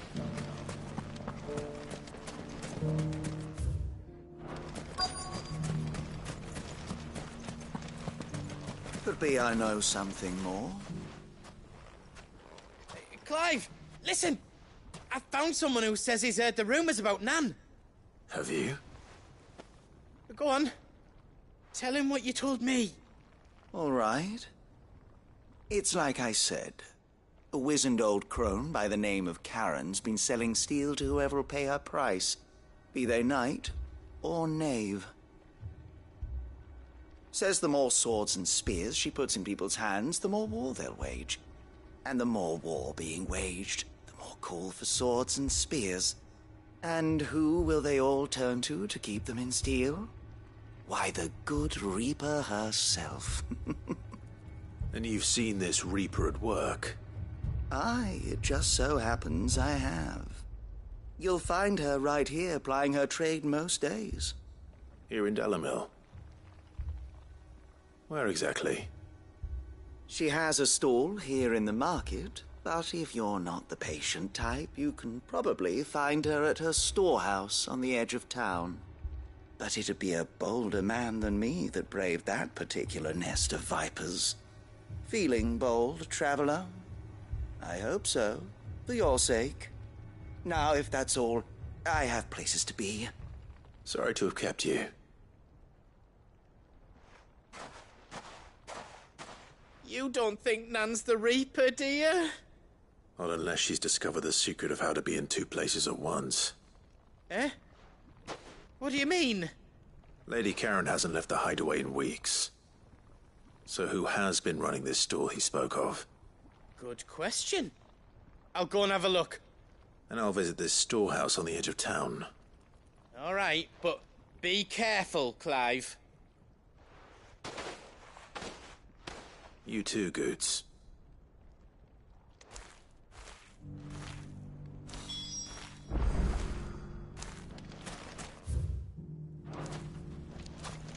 The finest sells them. What's in storm couldn't hold it.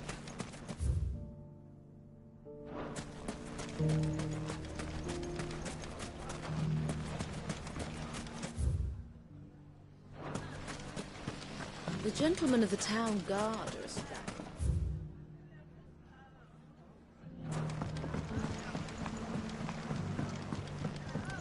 What a mess.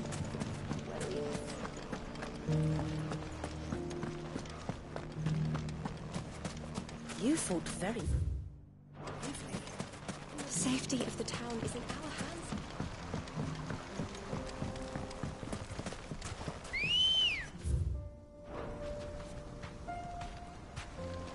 Good girl.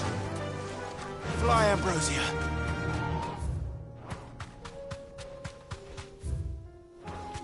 Time to brave the Viper's Nest.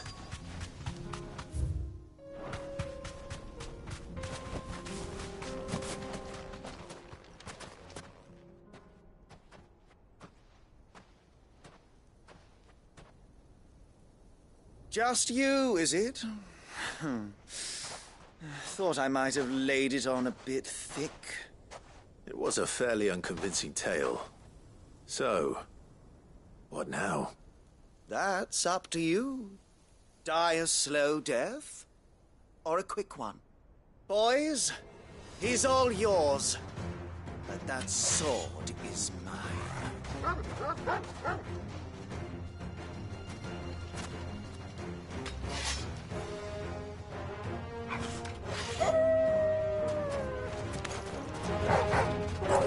Now, we can pretend this didn't happen.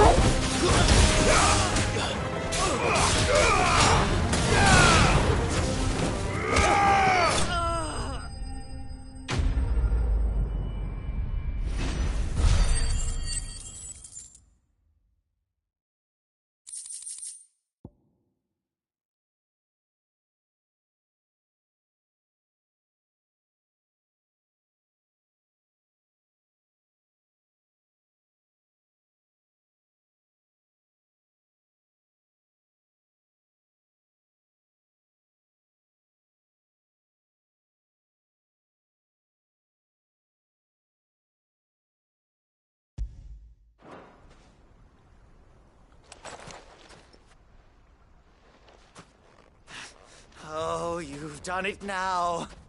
Go on. Tell me what I've done. When the Borgwyn finds out you've killed his men, he'll have your head. He only wanted that bull of a manservant, the dim one always clinging to Karen's skirts. You weren't even supposed to be here. Who the hell are you anyway? What were you going to do to him? The Borgwyn wanted him to get to Karen. I was only supposed to point the lamp in the right direction once he arrived in Dalamil. But then you turned up. Well, go on then. If you're going to end me, end me. You're not worth the effort. Now be gone, before I change my mind.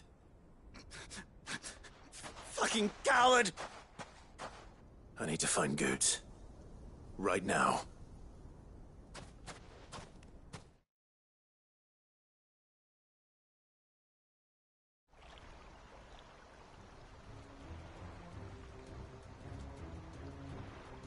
Get your filthy paws off me, you naughty-pated lout!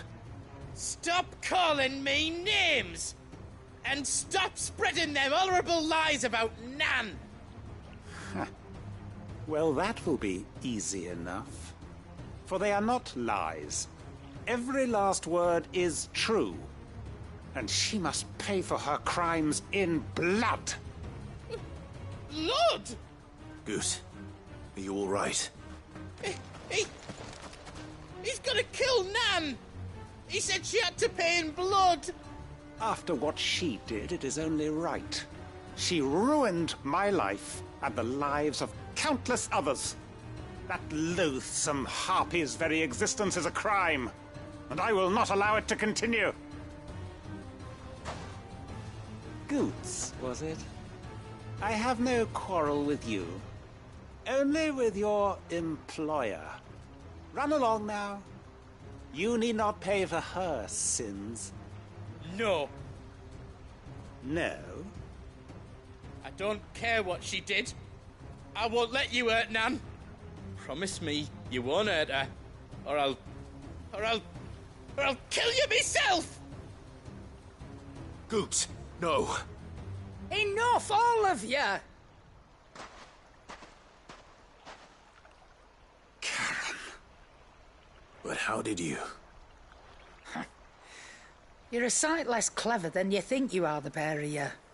Did you think I wouldn't notice the two of you slinking off together? Well, the whole thing got me thinking, who in Dalamil might bear me a grudge? And a certain snivelling shit I ran afoul of in my fairy years came to mind. Though it was just Bogan back then, wasn't it? I thought the years might have taught you some sense, but I see you're the same pants-pissing craven you've always been. What was it we called you? Wet legs? You bitch! Everything that happened, it was all your fault! And now you'll finally pay for what you did to me!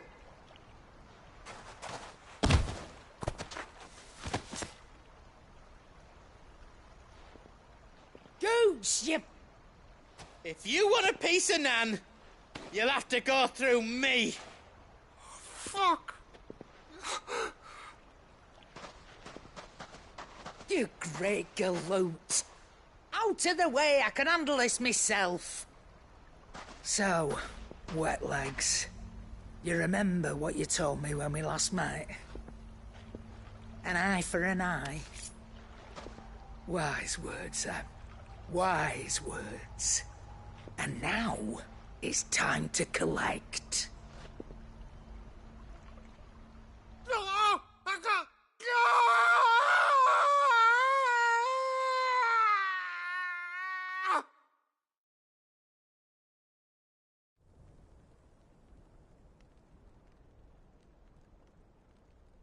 Sorry to keep you waiting. Is he... dead? No. But I reckon he wishes he was. It isn't easy going through life one eye short of a pair. After all, I should know. You don't mean... Oh, don't tell me you didn't notice. Lost it to old Wet Legs back when we were working the same routes. Said I'd stolen from his strongbox. I'd done nothing of the sort, mind. But that didn't stop him taking his little revenge. So I took some of my own. Sorry, lost everything. His coin, his clients. Always knew he'd be back one day to claim his due. But he crossed a line dragging poor Goots into this. He didn't hurt you, did he? No, Nan. Still got all my arms, see? Legs too. But what if he comes back again? What if he does? First we take the other eye, then we work our way down. He'll learn his lesson soon enough. But something tells me the Wet Legs has learned it already. Right. Let's get you back to the hideaway. You've attracted quite enough attention already. Ta-ra, Clive. Remind me never to cross you, Karen.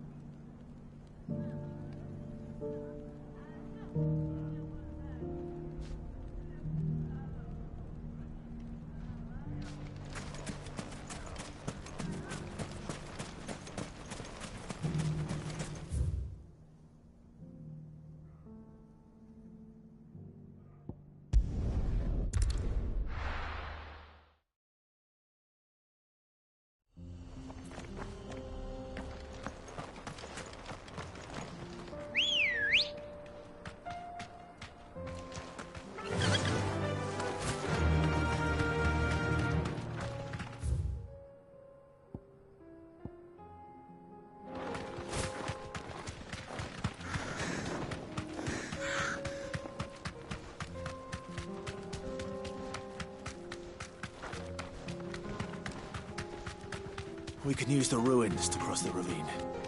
Assuming they would allow it. The Echoes have a will of their own. Straight home now.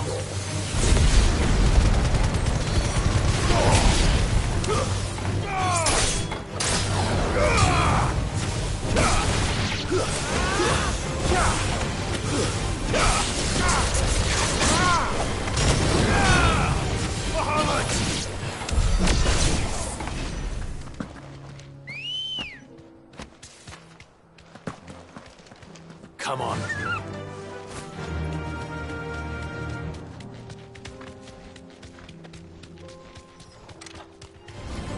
This might take a while.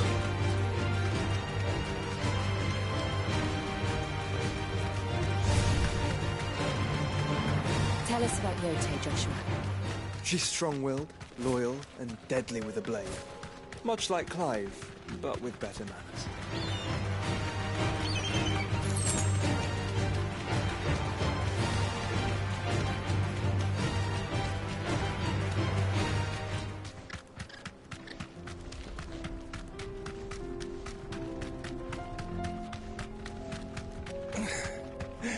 Be safe.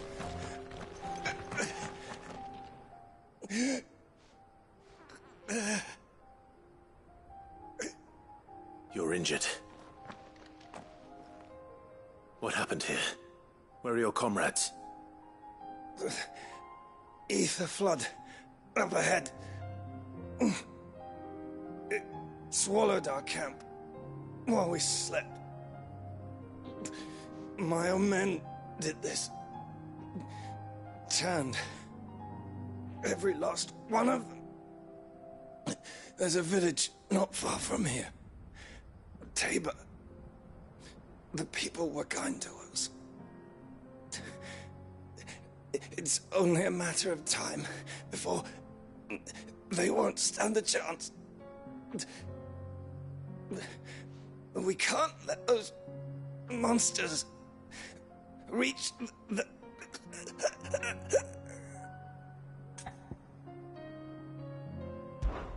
I'll go. You catch your breath. Thank you. Our encampment is up ahead. Just off the track. They must not reach Tabor. Forgive me, Lord Cougar. Rest well, soldier.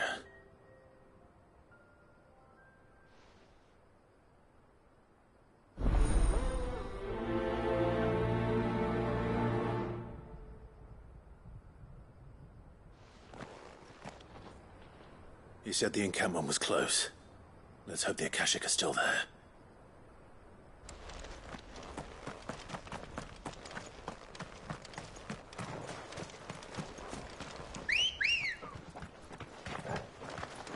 Good girl. Another ether flood. They're everywhere now. We can't go around it.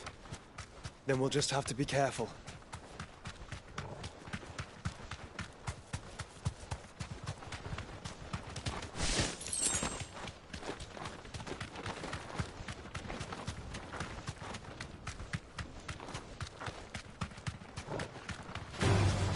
All right.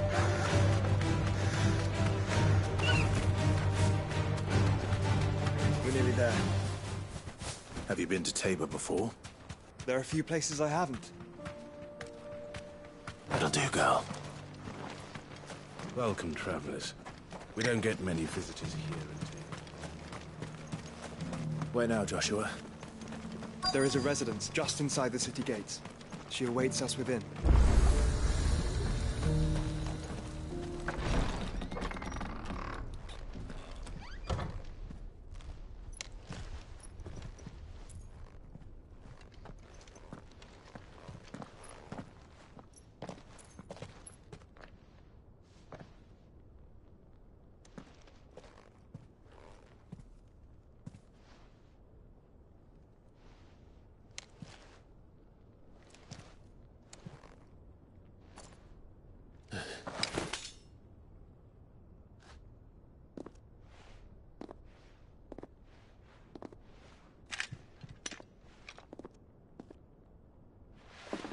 My Lord Marquis, it is an honor.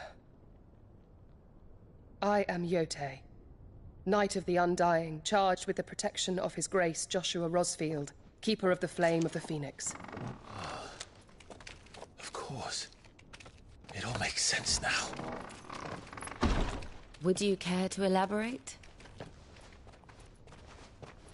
The Undying are loyal servants to the ducal throne. Or more specifically, to its heir.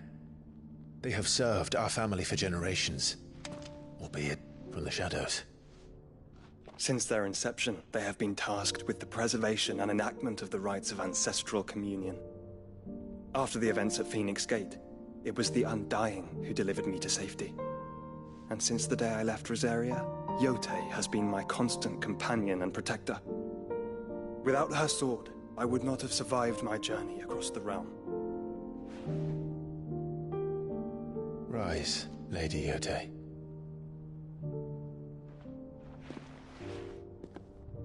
You saved my brother. I owe you a debt I can never repay. I but did my duty. Come now. Tell us what you've discovered. Your Grace. It is as you feared. The vessel we spied off the coast of the Crystalline Dominion on the night of her fall. It was the Einherjar. Beyond any doubt. The Black Galleon. Joshua, the Einherjar is the Royalists' flagship. What business would they have in the Dominion? Upon learning of Waloed's involvement in recent events at Drake's Fang, I sensed the malign influence of Ultima, and bid Yote and the Undying look into the matter. We have reason to believe that the Black Galleon weighed anchor shortly after the fighting began, and set a course due south. For Canva. Then it is Waloeda Knights who besiege the cities. What is left of them, yes. And the Black Galleon sails at but one man's behest. Barnabas Tharm.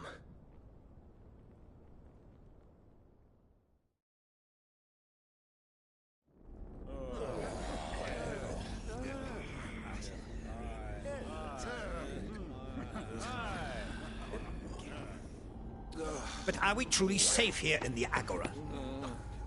The city guard have been paid, if that's what you're implying.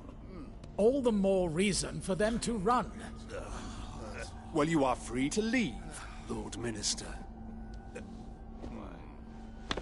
Markets abandoned, warehouses aflame, blackened hulls choking every port in the capital. Canva is ruined. The realm teeters on the brink of chaos, and all you can think about is commerce! Forgive us. We were not aware Dhalmekia now subsisted on charity. How dare you!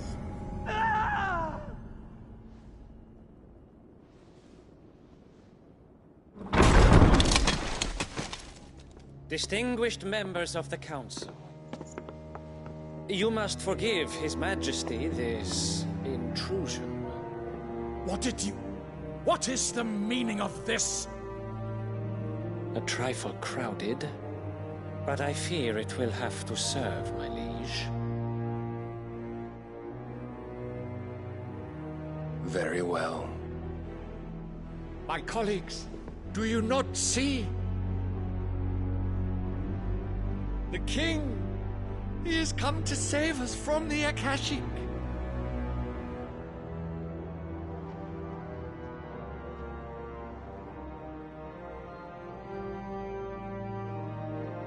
He is a gift from the heavens, divine intervention, our very salvation.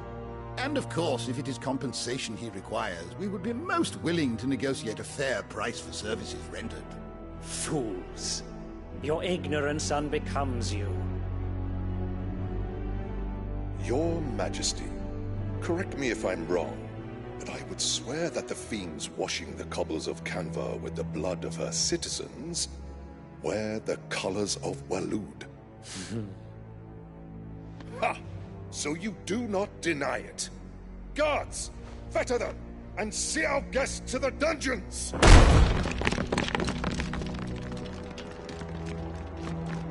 Enough.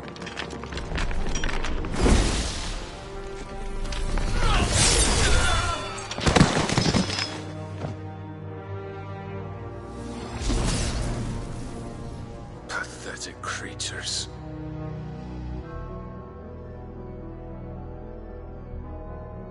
That you should imagine yourselves worthy of salvation. The girl is still here, somewhere in the city, her consciousness fair dripping with her late father's hubris. A consciousness to which Mythos is inextricably bound and inexorably drawn. See that he is made welcome. Yes, Your Majesty. Come, Mythos. Surely the prince's light cannot have sated you.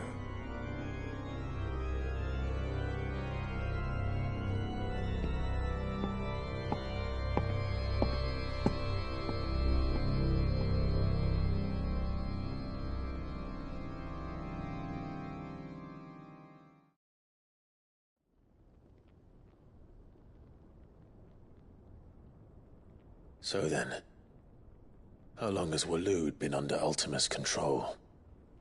How long indeed? Based on what we know of Barnabas's actions, I would guess some few years, mayhap more. But to what end? What does Ultima want? The tapestry. Show them.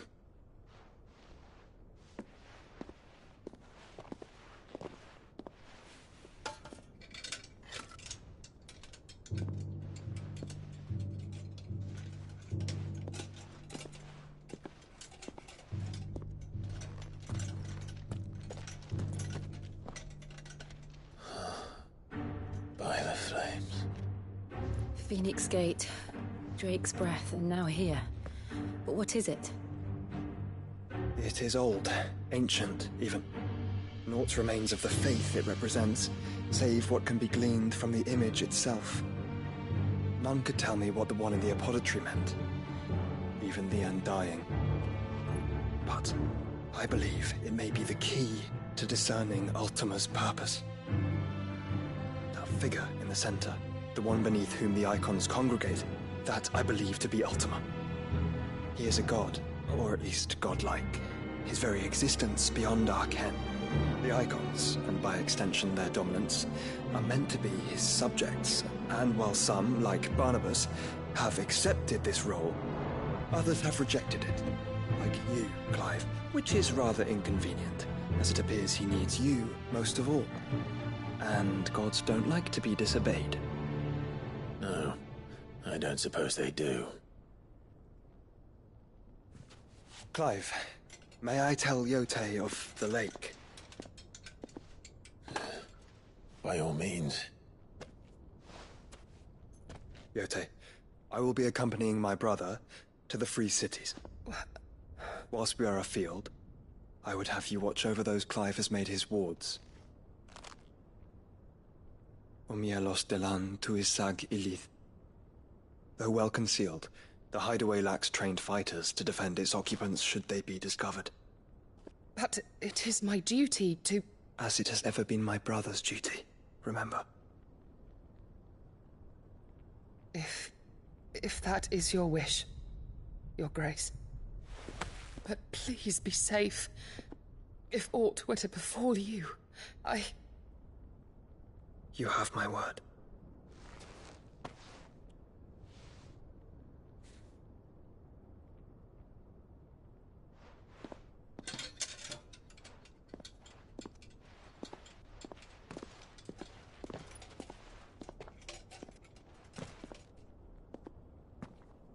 Farewell, my lord, my lady. We are in your debt, Yote.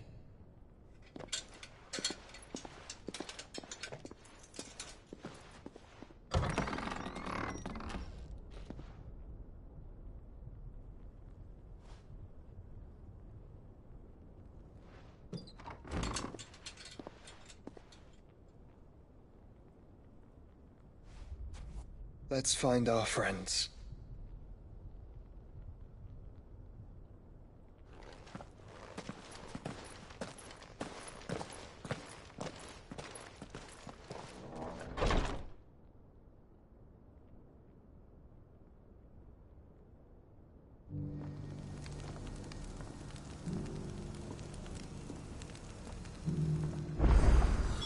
It's plain she cares for you very deeply.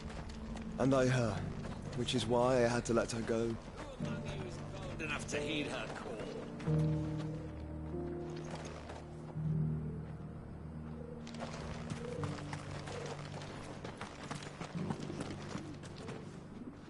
Is that blade for hire?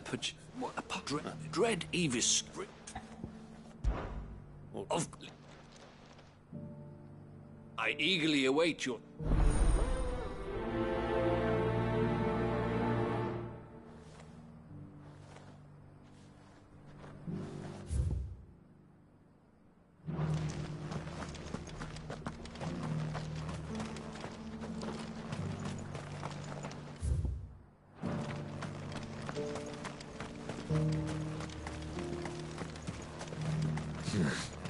Not here.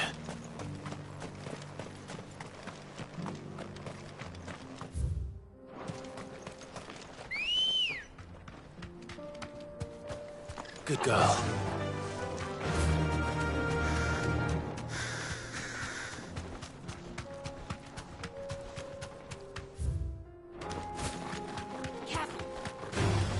Time to fight.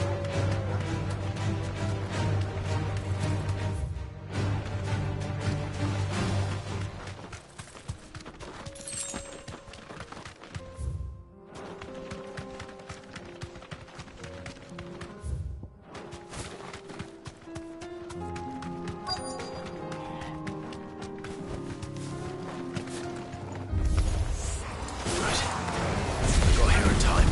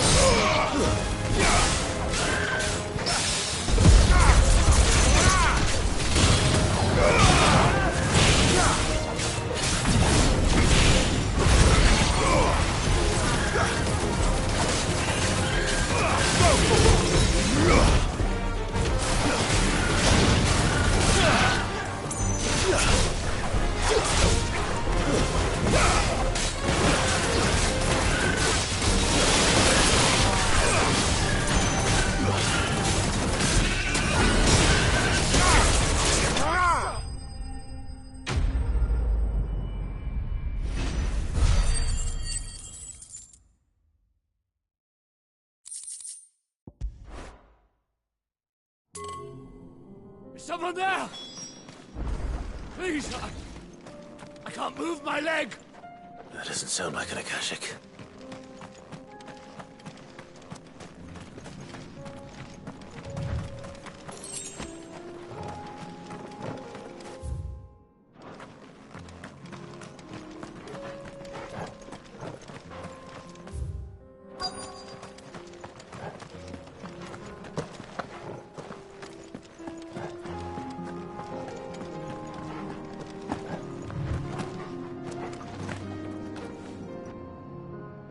You're with the battalion?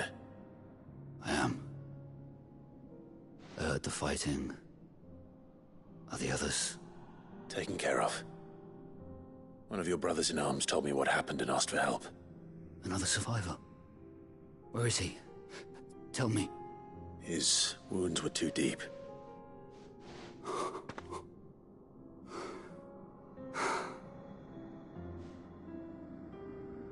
He was right to send you. Those things you slew are no longer my brothers. Tabor is safe thanks to you. Here, you've earned it.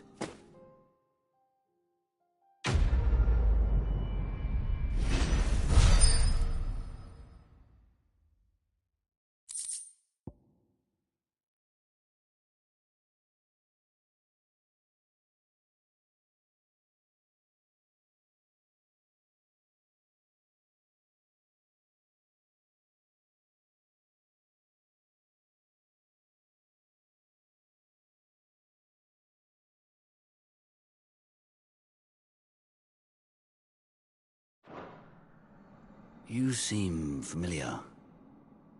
Have we met? You must have me confused with someone else. Wait. That scar.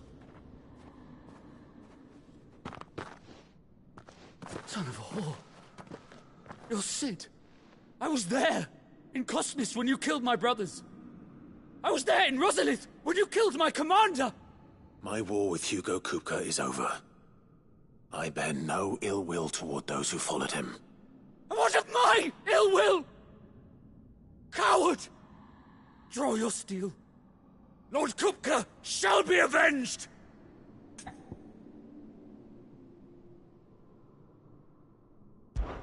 When your wounds have healed and your head has cooled, come and find me if you must. Though I hazard your life would be better spent in service of those who need it. Or have you forgotten your oath to the Republic?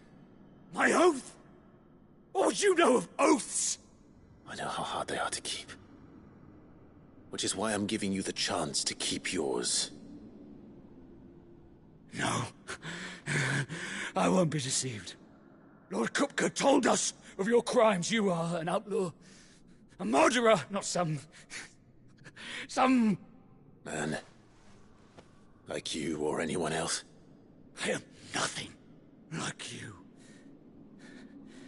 But if you're not gonna kill me, then go. Leave! Just know that I will find you, Sid. Someday.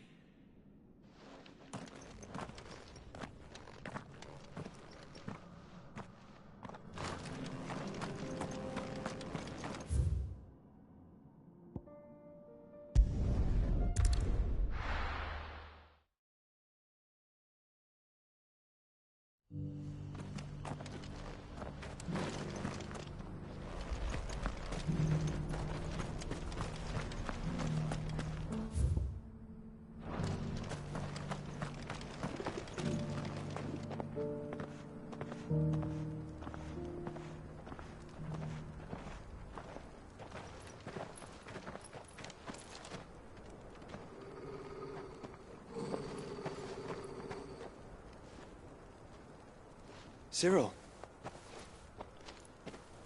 How fares the search? Well, Your Grace, my report shall be with you ere long. Ah, yes. Yotei is otherwise engaged, at my behest. And the duty of wardenship? Fulfilled. For as you see, I've been reunited with my first shield. I am Cyril, Knight of the Undying and bearer of the Burning Quill. Charged with chronicling the mortal deeds of his grace, Joshua Rosfield, keeper of the Flame of the Phoenix and rightful Archduke of Rosaria. I entrusted Cyril here with overseeing the investigation into Ultima's origins. Findings from his brothers and sisters afield are delivered here to be collated and catalogued. Just how many Undying are there? Not nearly enough, milady. Yet we are glad to give our all in service to the Phoenix. Such is, and has ever been, our creed. I see.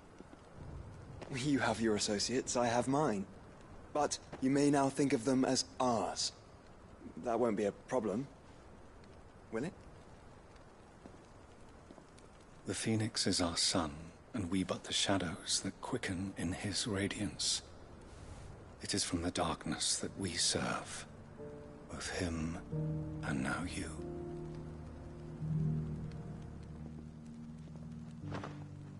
Pray accept this token.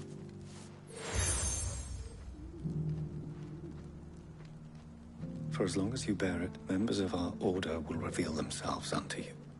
If there is nothing further. No. You are dismissed. Your Grace.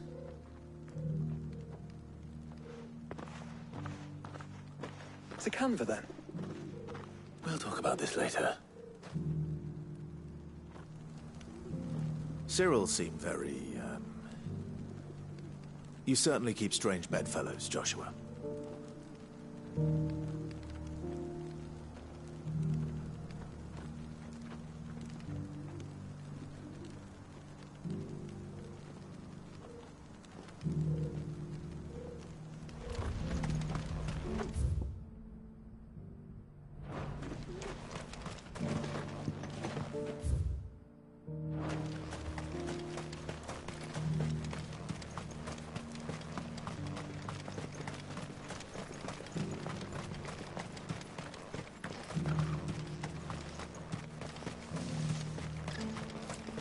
Free cities under siege?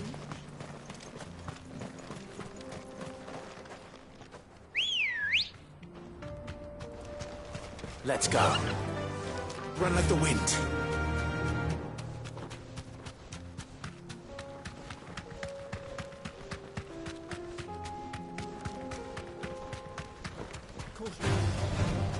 Orcs. Then let us be rid of them.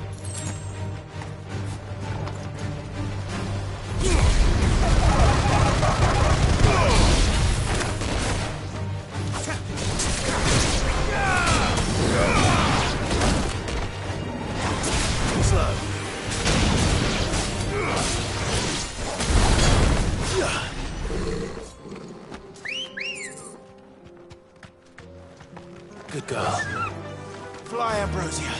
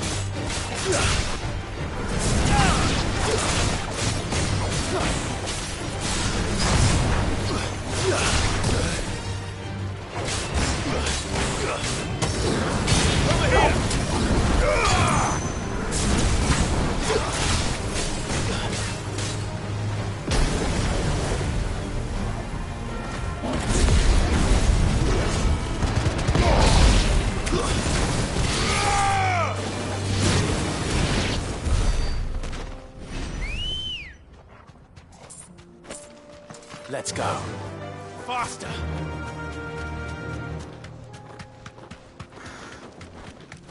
Clive. Smoke. Is the city fallen?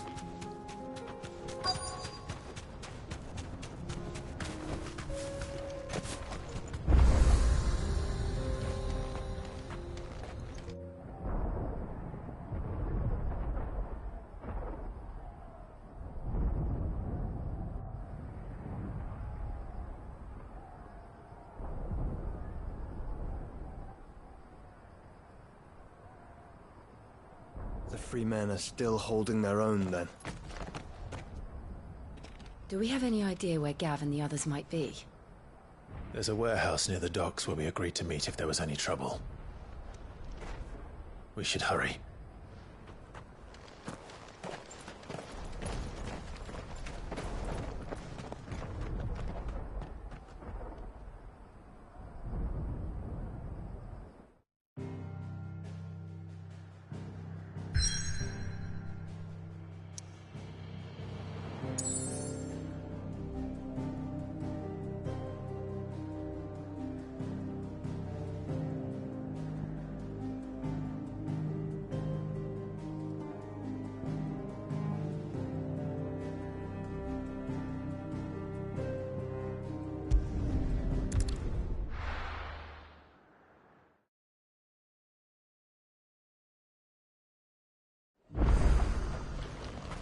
Nothing like a little unrest to fill the coffin.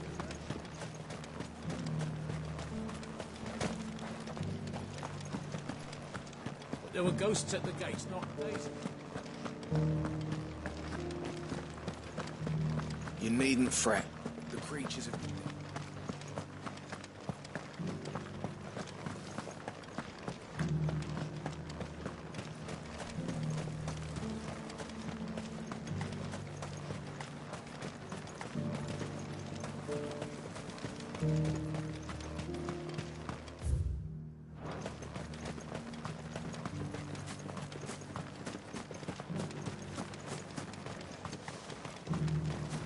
To the meadows, then.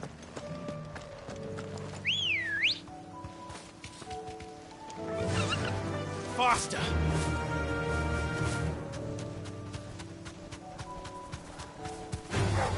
Don't get surrounded. Bogoti said I should be able to find what I'm looking for somewhere nearby. Bright blue dragons and bright yellow flowers. Should be easy enough to spot. Gah!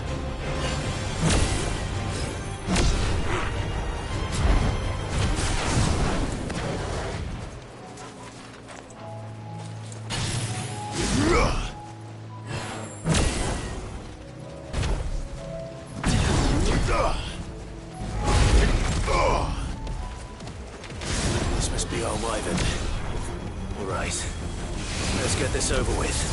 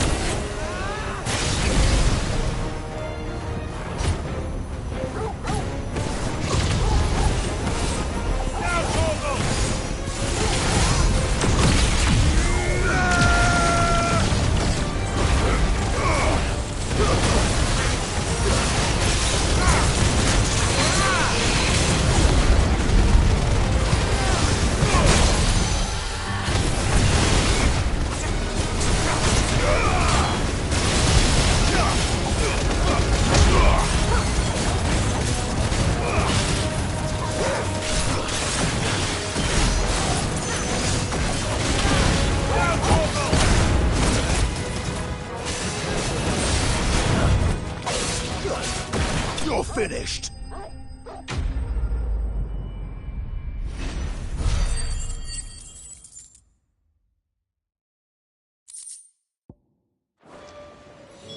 That's the wyvern's liver. Now I just need to find the herbs. Bright yellow with a heady scent.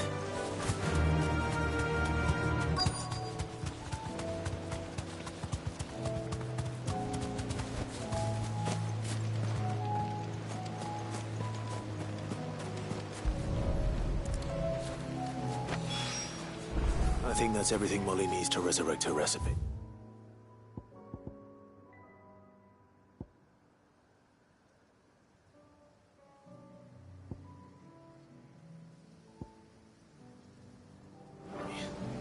Better head back.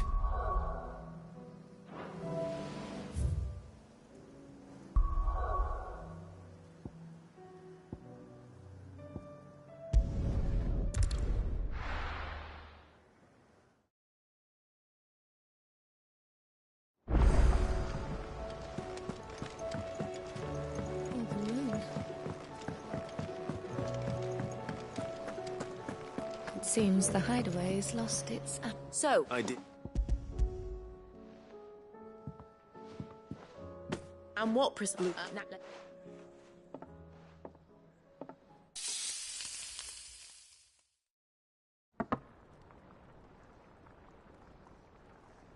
and Ivan...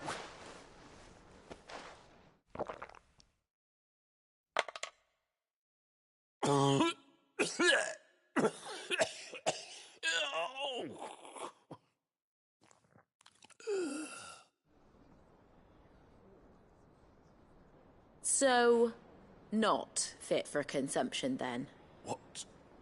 What witchery is the crackle of the crust gives way to an almost violent richness. Yet, it is a tour de force.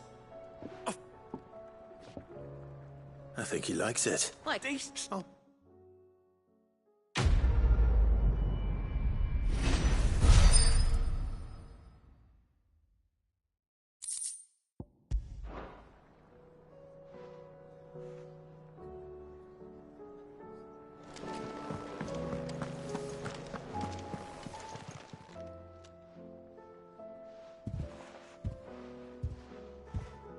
Nothing like a dish. I didn't mean to. I just thought... Aye. Well, someone had to. You reckon the both of us would be worth... You've always been me... Well, I will. Why, you big... Fine. Thanks, Nat. There's nothing he wouldn't do for you. That's as maybe. I don't...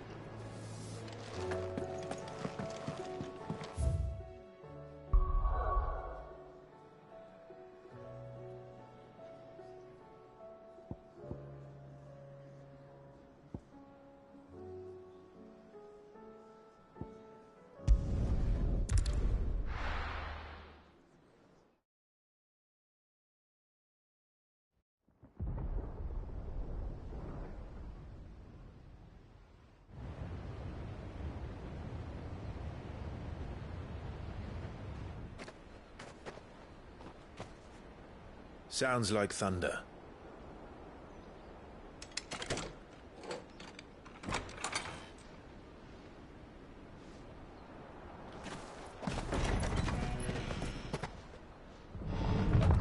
You're late.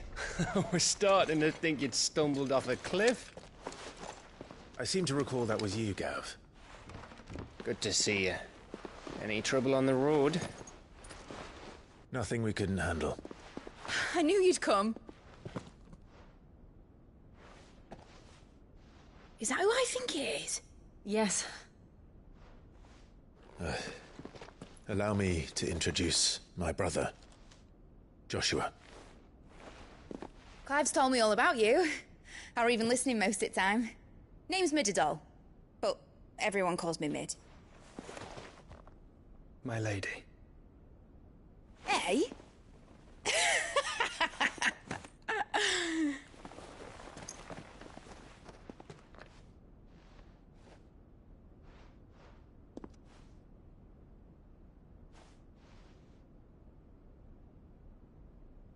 My boy.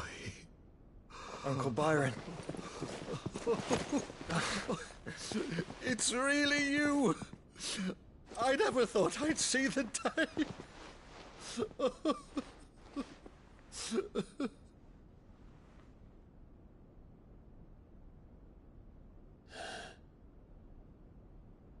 So these Akashic are being controlled? That's what it looked like. Empty eyes, eerie blue glow. No doubt they were turned, but silent as monks, every last one of them. Your man here speaks true, Clive. We saw more than a few in the city. They moved in ranks with a purpose, and not of their own. Ultima's doing. Perhaps. What of the city? The people? Dead, mostly. Mostly, but not all. A handful managed to lock themselves in their villas before the Horde arrived. Some in the Merchants' District to the west, and a few others on the far bank. If the Akashic stumble across either hiding place, a few bolted doors won't hold them for long. We need to find them. And quickly. What do you propose? We split into two parties. I will make for the Merchants' District, while you look to those across the river. Mind keeping an eye on my brother? Not at all. We find the villa and try the servants' entrance. Understood. And what of us? Mid, is she fit to sail? The ship, the Mithril engine could probably do with a few more tweaks. Then you better work fast. Even if we do reach the survivors in time, they'll never make it to the hideaway on foot. You leave that to me. See that Mid doesn't get herself into trouble, would you? Think I can manage that? I'll keep him safe. Looks like you stuck with me, Byron. That's Lord Rossfield, you little gutter snipe!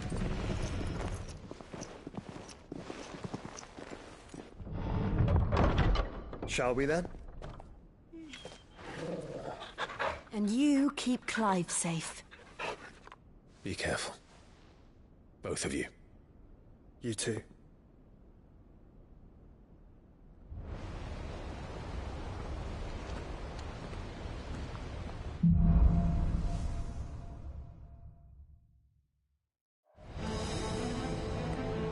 All right, Torgal.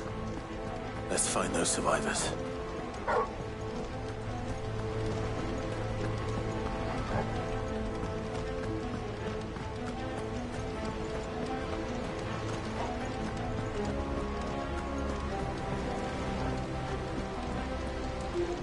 They don't stand a chance against those things.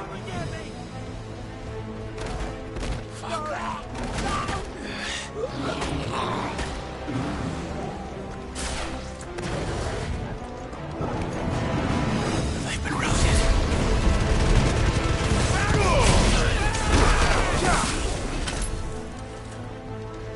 They're wearing one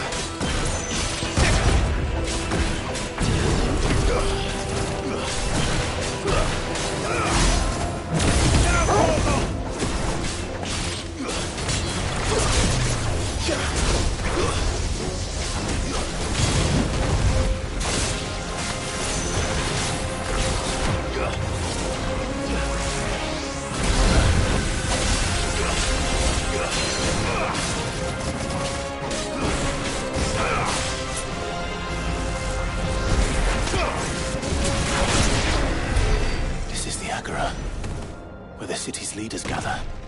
There may still be survivors inside.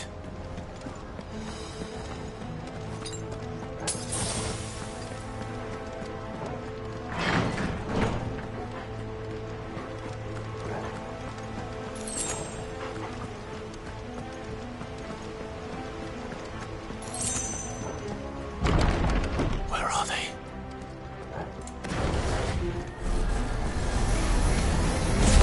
These creatures. Does reach extend this far? What the hell is going on here?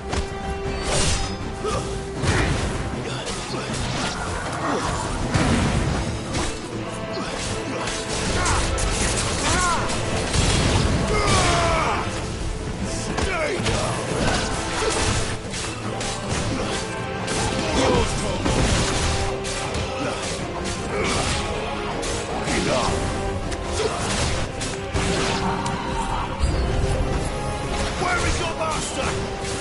What does he want?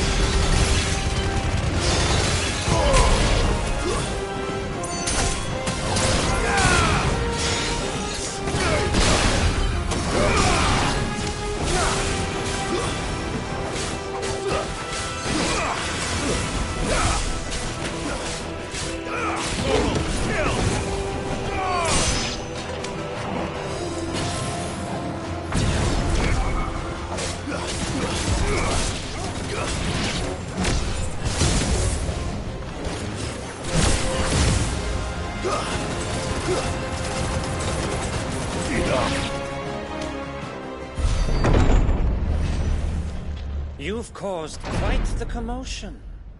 But then I would expect no less from you, Muthos.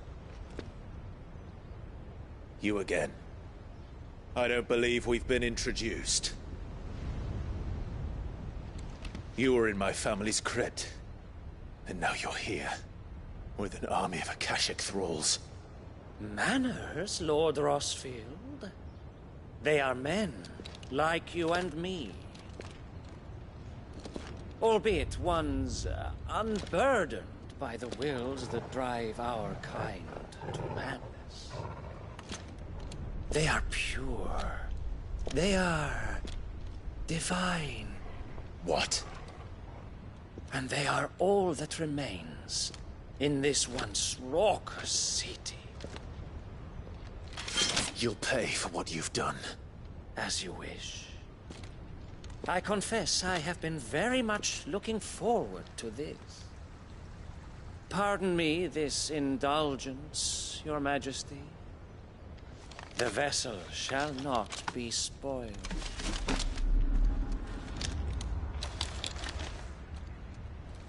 I am Saintlian of House Harvard, and you will yield. Or not. As long as you don't hold back.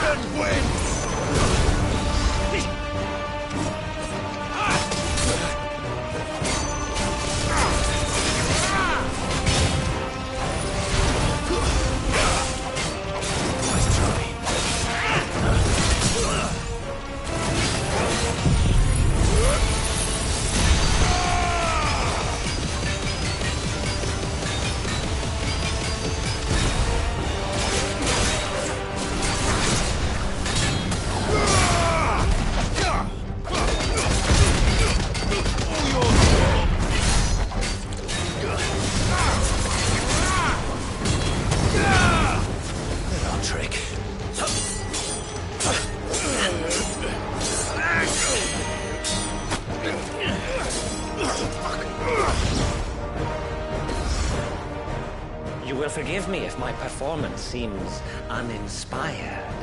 It is just that I expected so much more from our chosen one. Perhaps this will kindle your flame? What now?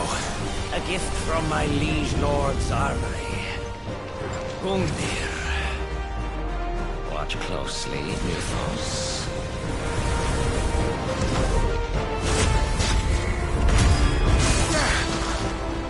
Yes! Yes!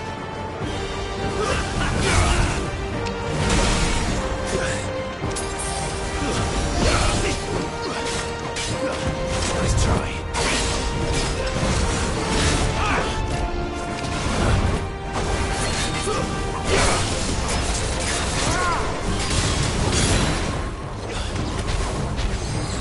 Be still, my beating heart!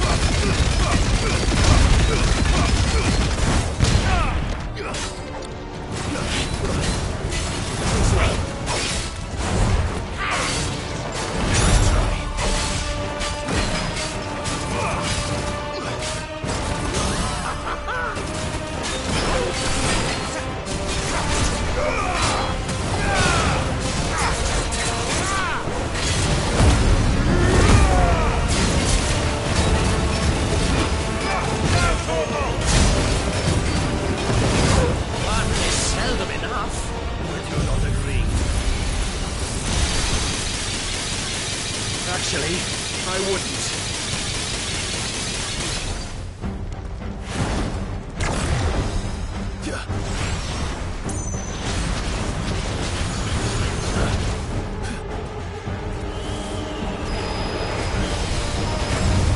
Nice try.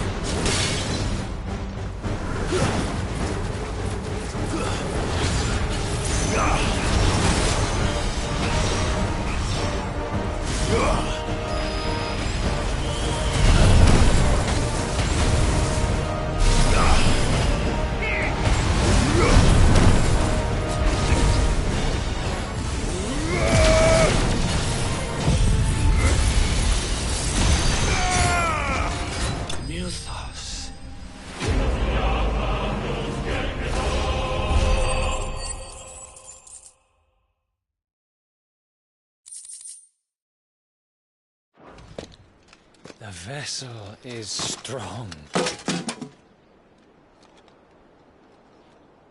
My liege.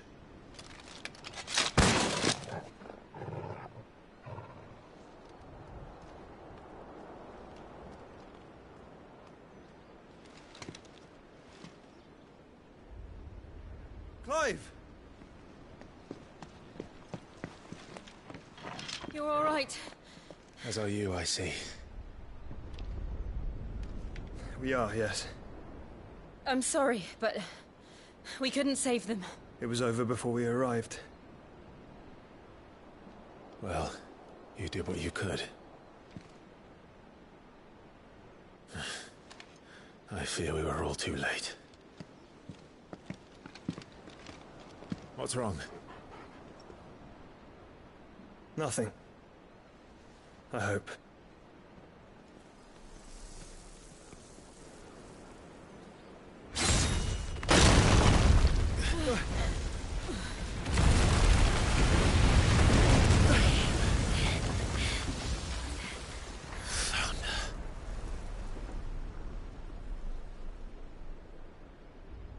Leaving so soon, Mythos? It's the king. Indeed. You may kneel before Barnabas Tharm, Warden of Ash and King of Walud. Get back.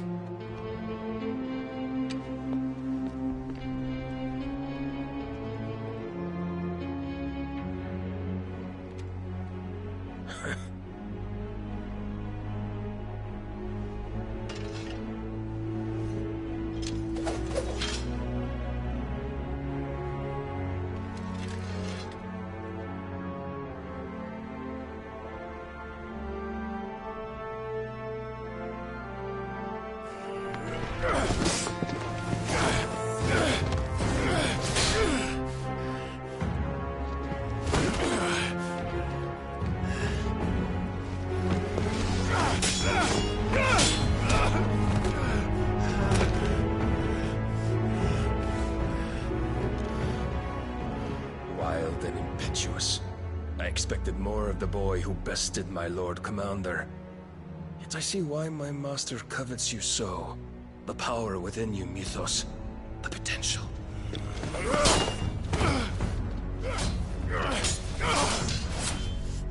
Stop calling me Mythos. But Mythos is everything. The cornerstone of all creation. The Lord's vessel. Your purpose. My purpose?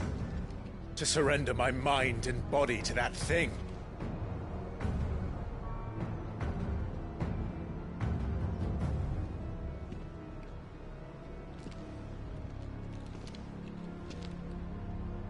No, Your Majesty. My purpose is my own.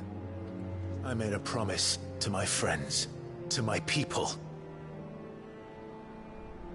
And nothing is going to stand in my way. You would allow this delusion of free will to bar your path to greatness? Truly, your volition is a cancer. One that must be excised.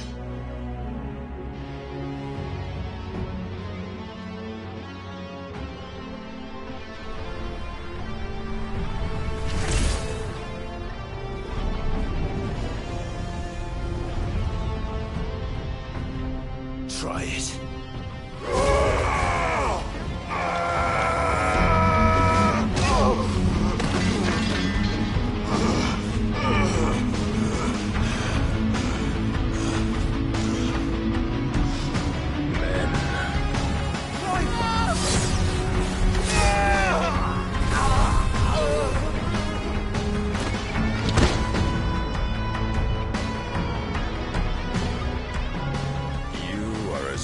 As all the rest. Joshua!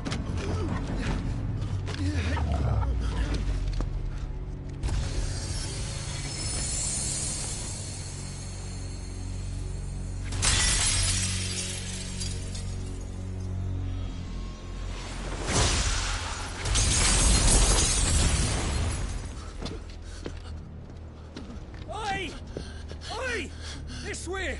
Hurry!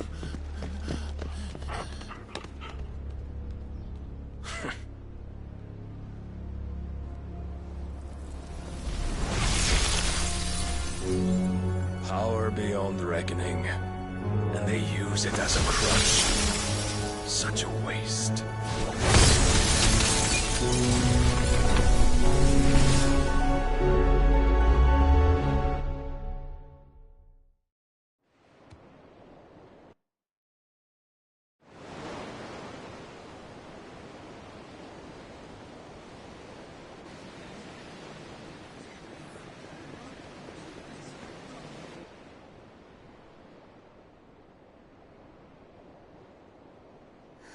Will he be all right?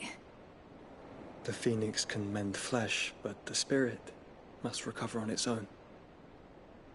I'm afraid the rest is up to him. This place is remarkable. Outfitting it must have been no small feat. But why go to such trouble? That beauty's belly's filled with wonders the world ain't ready for. If the guilds caught wind of what we were up to, they'd all want a piece. All right? And how is he? Do not blame yourself. He was barely breathing when you brought him here. We would have lost him if it were not for you. No. Barnabas may have severed nigh every sinew in my brother's body. But he made certain the wounds were not fatal. Nigh every sinew? Allow me, your lordship. Don't know what I was thinking, putting you to the trouble like that. 'Tis no trouble carrying comestibles to my ailing nephew. I know, but you've already done so much for us. Pouring your gil into the hideaway and now the ship. I don't want to take the piss. You risked your life. And for what? Some girl you hardly know. Why'd you do it? You not mad or something? I wouldn't go that far. Clive! You're awake, my boy. Oh. All I want to do is help. And the world won't save itself. It was Sid. Your father, who taught me that. Sounds like him. Don't you dare do that again. What of the Royalists? Fucked off, the lot of them, along with the galleon. With the king on board, no doubt. Behind here, I wouldn't sail without him. Clive. Jill didn't come back. What do you mean? She kept the king busy while the others dragged you out. It's all right, Mid. Jill is fine. The ether of her icon endures. And as long as it does, we can be certain she is alive.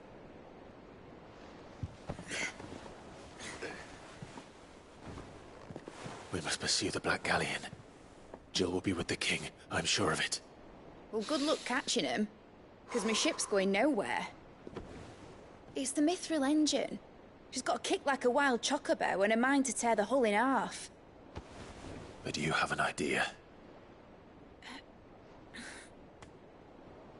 Well, of course I do.